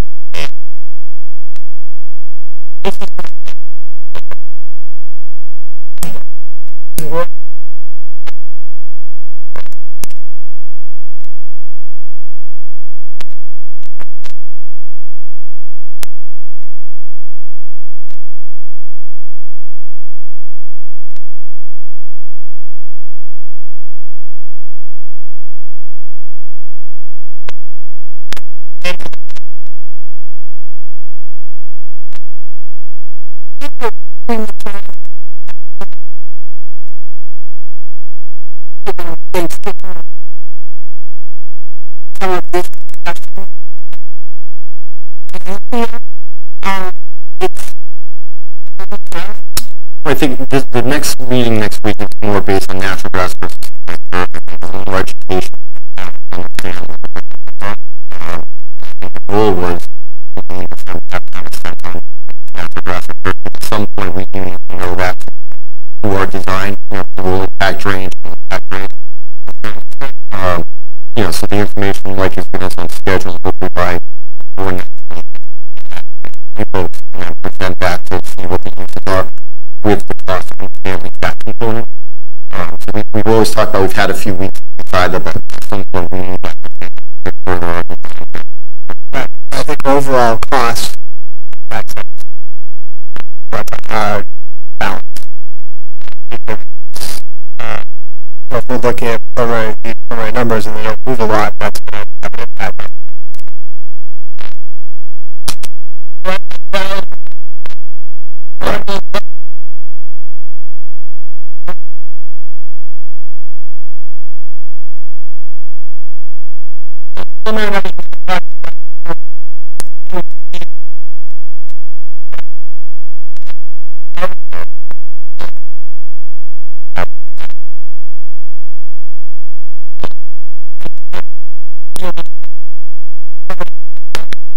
That's really what here.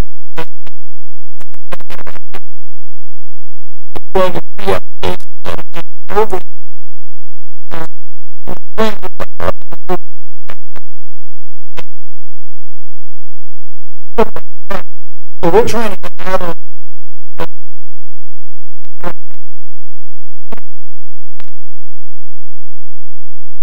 advocate for this.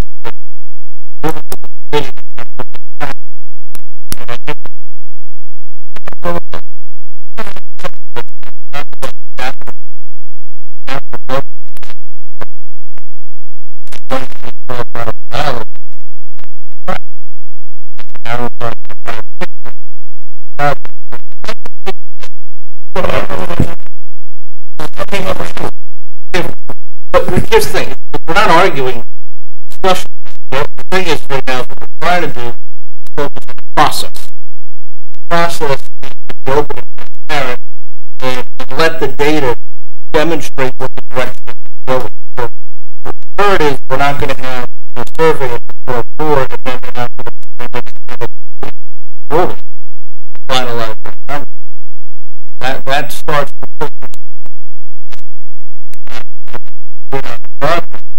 prior to town meeting and get a final number.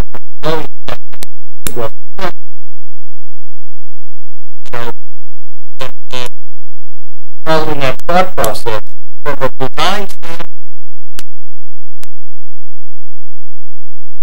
put this out to say, what is the different design artificial or natural? What would the design package substantial difference in that package?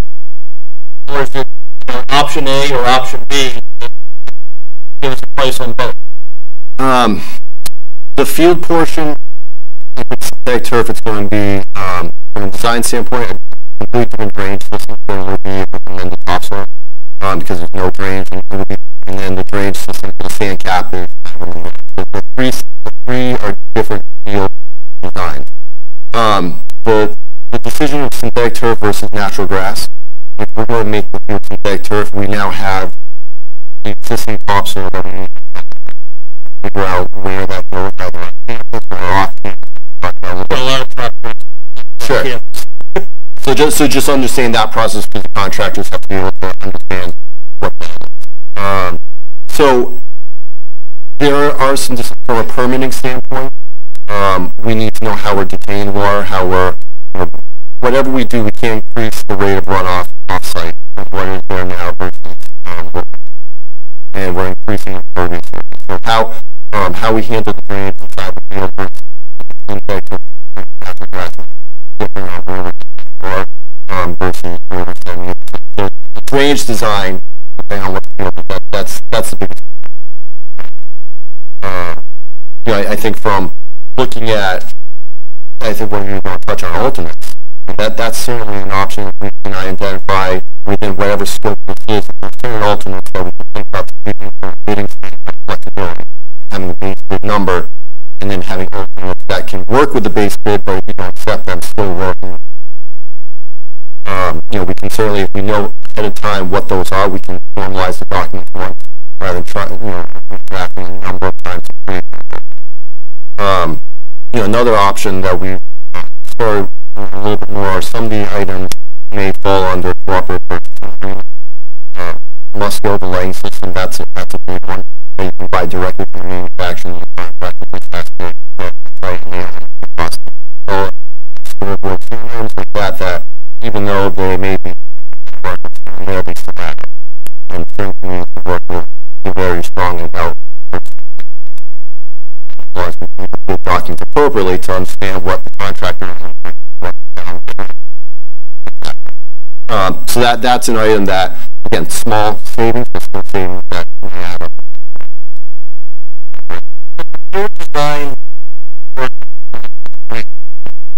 sounds like that's really the first one. What's the level of effort for designing framing? So the one would be in the package.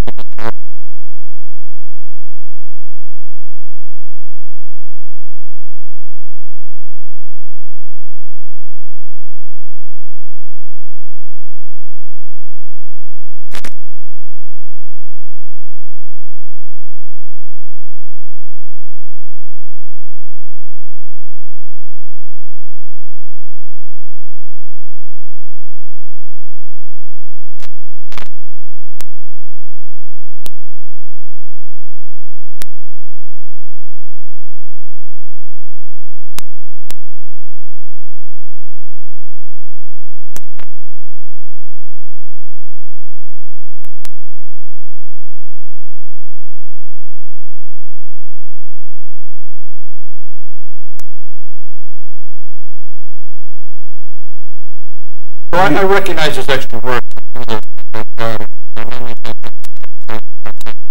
Give both the same price you gave us? I'm not asking that, but I'm just trying to get a ballpark number. As to, if we get a change order, we need to say, okay, we want to have it all. We want to have turf and artificial turf, one's an alternate, one's a base. We've already paid for one or the other. What's the additional design work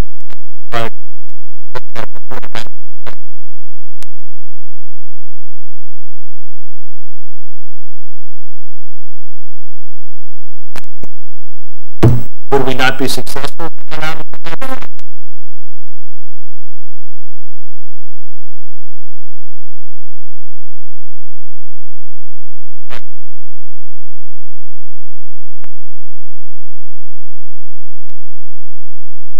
Packages.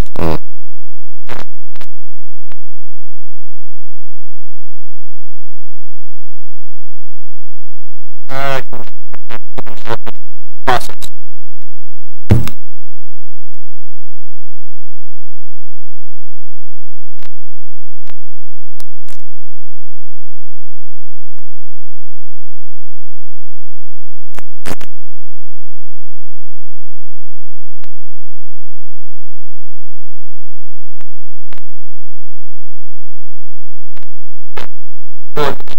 Saying doesn't make sense.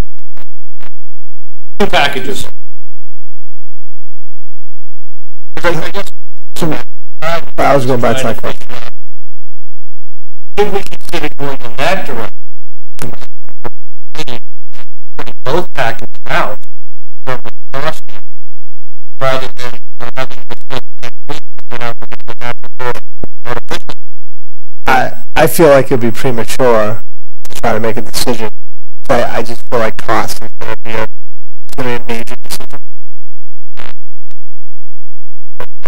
Force the decision next week. Numbers out. So right now, I mean, I'm not advocating, but I will probably be advocating.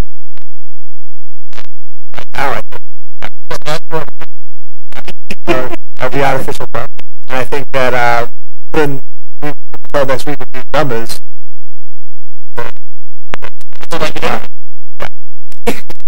Right. But I feel like having more time to vet the numbers more.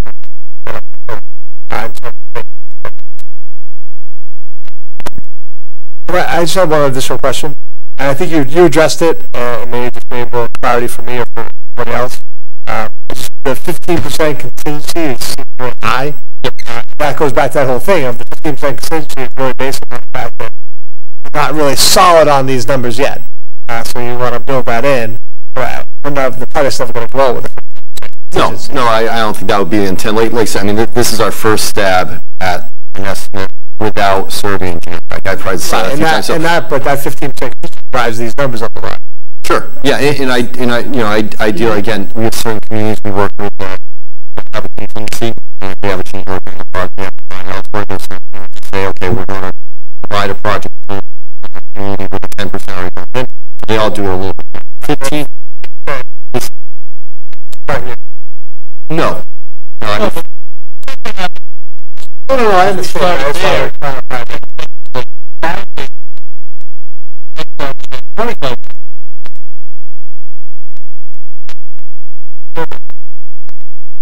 I'm saying, even look at these numbers.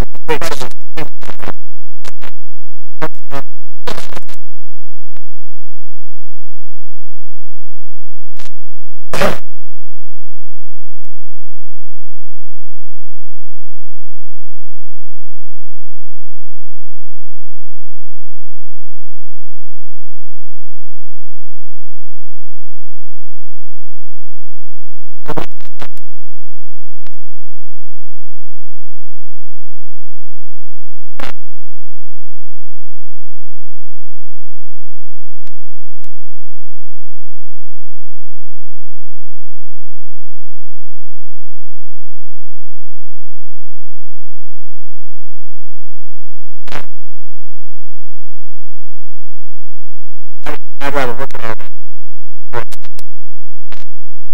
We have a goal. That's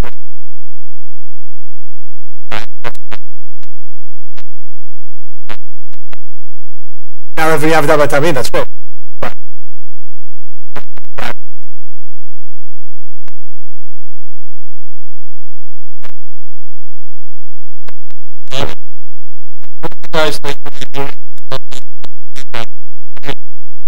Down here to the left.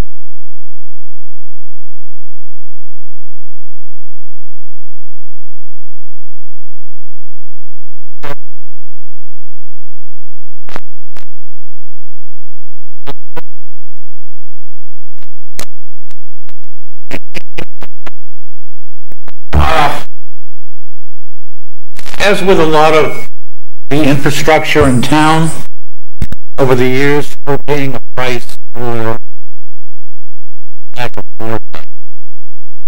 Fortunately, when you do that, I have to admit, I had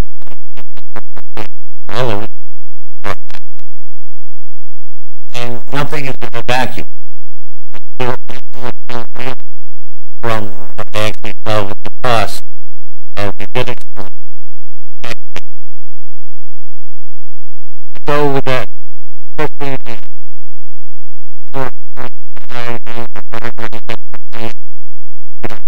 artificial, I think you want to get the field budget. If you want to, you're probably going to have to look at serious consideration. Given the thought of being able to pay, but me, number one is the track. I think it's crazy. That's a safety valve. Those kids playing football, field hockey, soccer, or grass work, that's now a safety valve. So that's the thing that has to be done.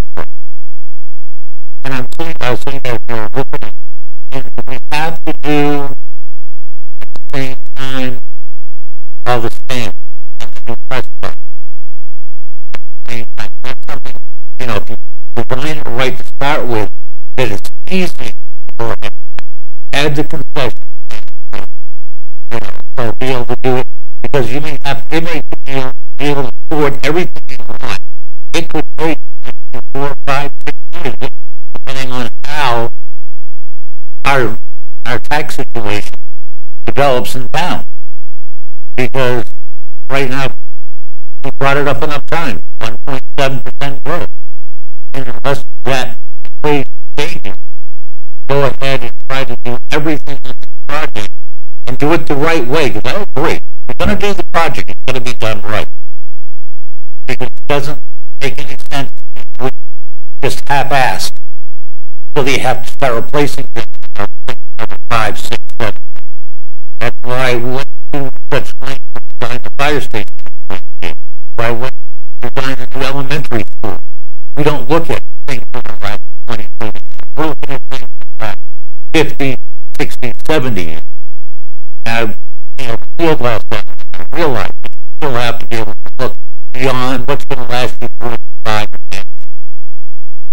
So I just asked the committee, I question, I know you really want to get to the town meeting, like because I think a lot more thought has to be. I think a public hearing next Monday, I think that's really quick. Really good. What are you saying? Really big of the bureaucratic stuff done. You're not going to have a big one. So you're looking at second, maybe third week of December, and now you're getting close to Christmas, but I think that would be a more appropriate time for a public hearing on it, but they've got much better numbers. If you wish to have the bank appointment for a base build, that would give them more time, probably the first part of it, somebody as opposed to the complete project. Because I'm looking at, I've got a tax hearing and that's going to get people riled up because taxes. You come out with a $5+ million because TV, reporter, so that number is going to get out there. So you really got to make sure that this is not a first step. Because I don't want people to take that number and start typing away on Facebook and social media, because that'll cause us more problems. So, as long as people understand that this is the first wild guess of a number, and I appreciate it. And let's face it, first wild guess numbers are generally going to be higher, because there's so many uncertainties. Because of those uncertainties, I really think the public hearing really, until you know more of what you're dealing with, area, you kind of get into the right.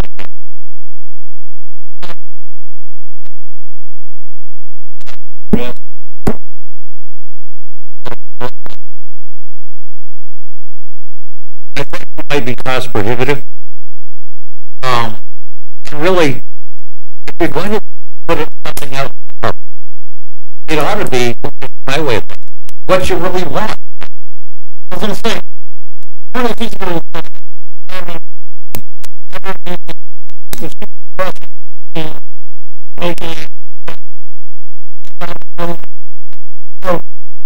I don't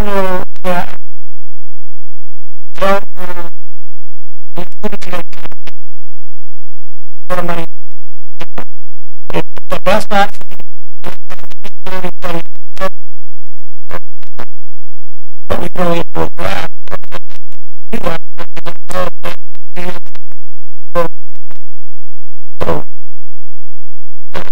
We've never heard that. We've never heard that. Given the usage that we have with doctors, we don't have a trust. That amount of usage could work. That's what we've heard. Right, but then we would be limiting that.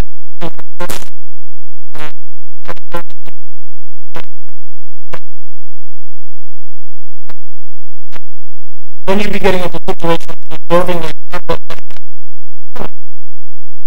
that's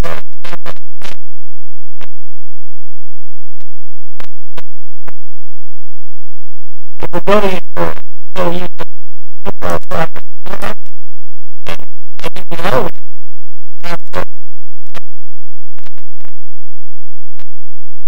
I thought in some ways it'll be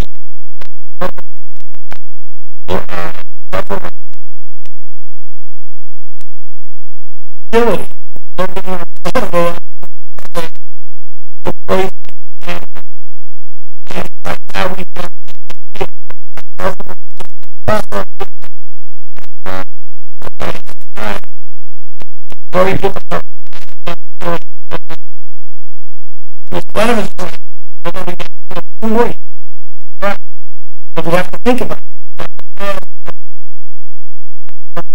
To make a decision on money,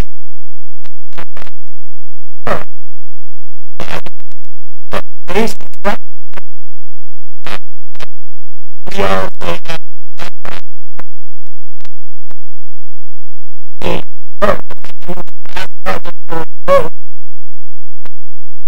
I can understand that, but unfortunately a lot of people are blind.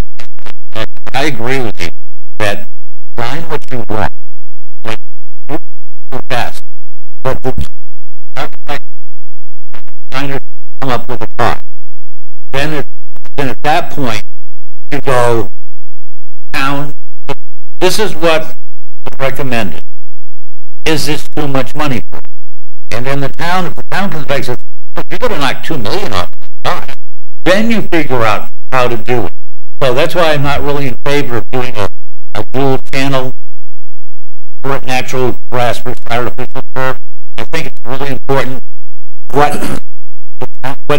you guys come up with as the best case for the town. See what it costs, and then we'll go. We're probably lengthening the process out longer than you imagined you wanted to. But that's okay. I mean, if we have to lengthen the process because we don't have the data for them to do an accurate design. Exactly. Don't have. I agree with you. If we could have this ready by a bid out the town meeting, wonderful. But I don't think we've got enough information, and I don't think we really need to get tied up right now with, well, what can we afford? Let's go. I would recommend you go with what you need first, see what that cost is, and then from there, okay, we can't afford everything. Afford all the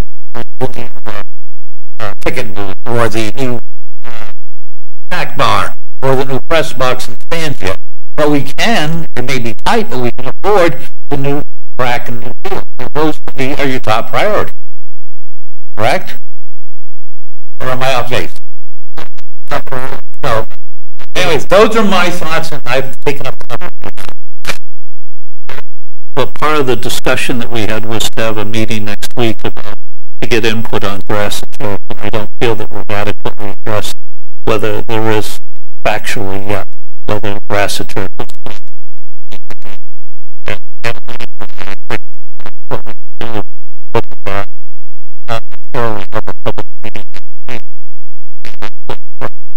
I was a citizen about the background. I would, I preference it.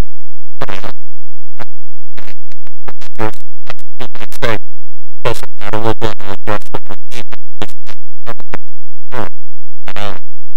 without an adequate representation.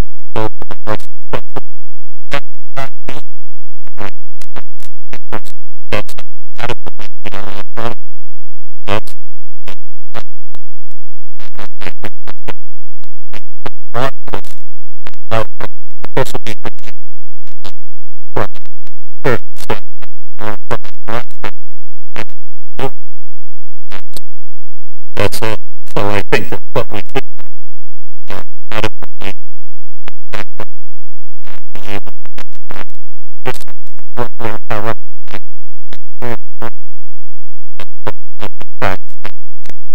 what we feel that build out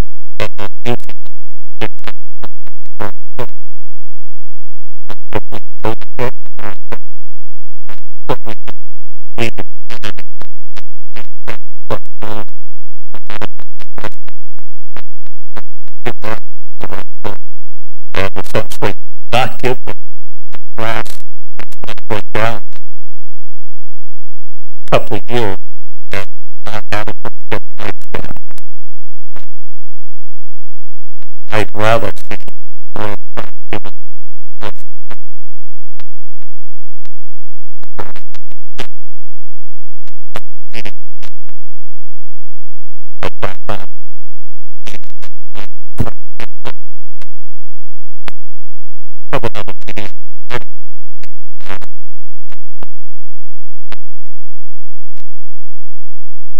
Does anyone have any objection to canceling the tentative public hearing? We should slow down. All right, so why don't we plan on canceling that tentative public hearing? Postpone to a better and probably meet the following week, because at that point we'll have some information on geotech should be done, and you'll have some preliminary survey. At that meeting, we can have further discussions on the analysis you're doing for lakes information on what is the school need, and then what are other needs in the community, and then what are the private needs for and do kind of 3 tiers of that so we can see what the use is and do the better analysis of the natural. So, That immediately talks about me.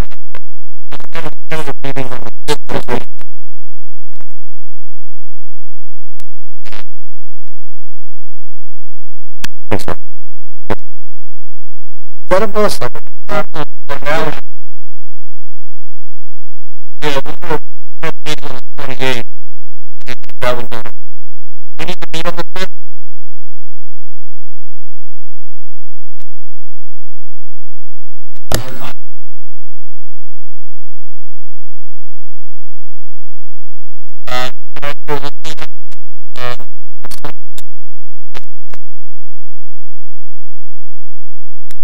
No, we have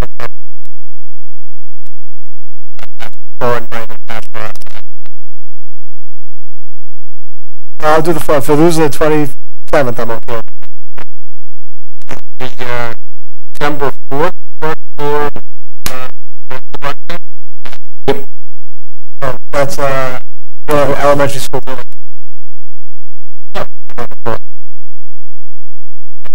Bad.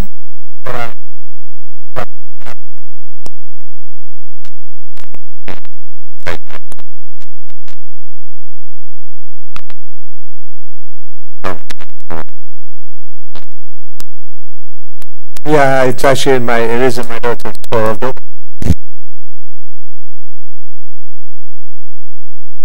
We could do that early. If we were gonna really do a tour of the building, we could do that. Probably off to 4:35, I don't know.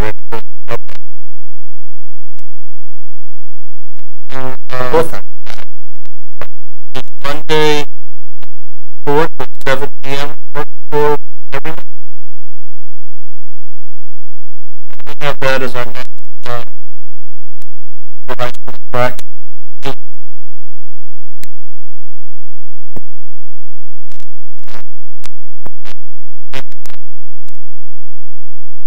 At that point, we're going to get an update on the field check. They refine some of the analysis. Have a preliminary survey. We won't be able to produce much with that, but just an average, and if there's anything that jumps out that you're surprised at. Correct. We'll at least have grades, 5 foot, 4 foot, that kind of. Yeah, we'll be able to take an initial look at the existing grades to see if there's something on the survey that shows us where maybe some of the drainage issues are occurring. Good job, Then we'll have, we're taking the data with the athletic director here, what school needs are, what community needs are, and what private needs are.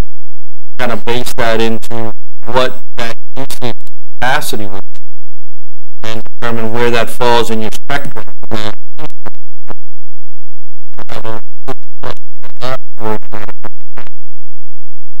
What I'd also asked us to look at is different alternatives for building. You mentioned there's one prefab that you brought in that would have to be assembled. What do we have that doesn't have to be assembled? That can reduce cost down. I'd like to look at a food truck versus a concession stand. That's outside the box.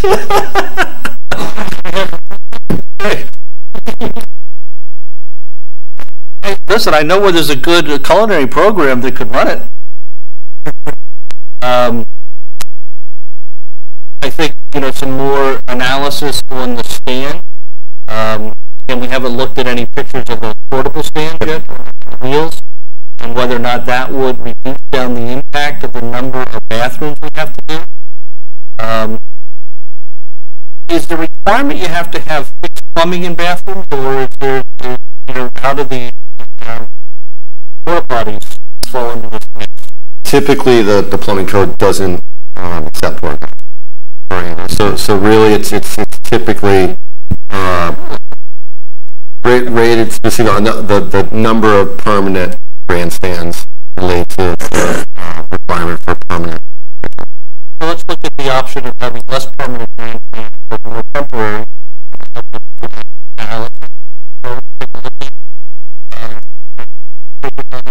Hard look at restaurant and what other alternatives there are. Like a cost comparison, the list of other schools, maybe 5 to 10 years. So here's the only thing with that, Andrew, is that each school designs something so different, even if you compare apples to oranges. But it would still be a matter we could go out and look at them. I mean, if people wanted to get an idea of what are the things happening. Yep. Yeah, no, we certainly can do that, but to Michael's point, in what we do, every site's different, and what they had to do to get this facility built versus this one, along with different bidding, there's just so many factors. But again, we can have a list of some of the comparable facilities that would look comparable to this to give you a sense of what you would be seeing. It's hard to track the project.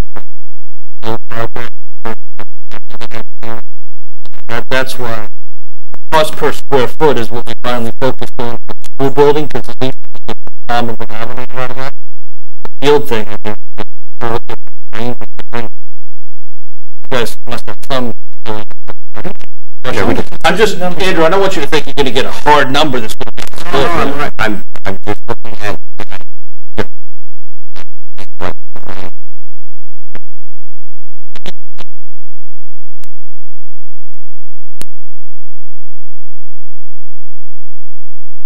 Yeah, I think that the geotechnical investigation is going to help us hone in on a lot. If we're going to change it by 25%, but it's going to make these numbers more real. Yeah, I mean, and we're it can talking flush out porta some of the unknowns. Yeah.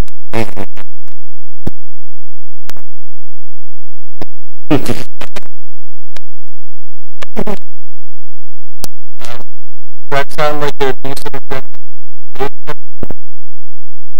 Anyone else in the audience have any other ideas. Can I give them a food truck? Trying to think outside the box here.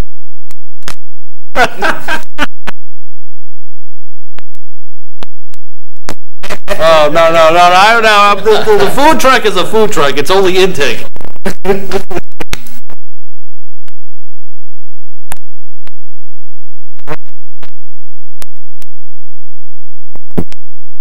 So that's our agenda for that Monday. 7 o'clock.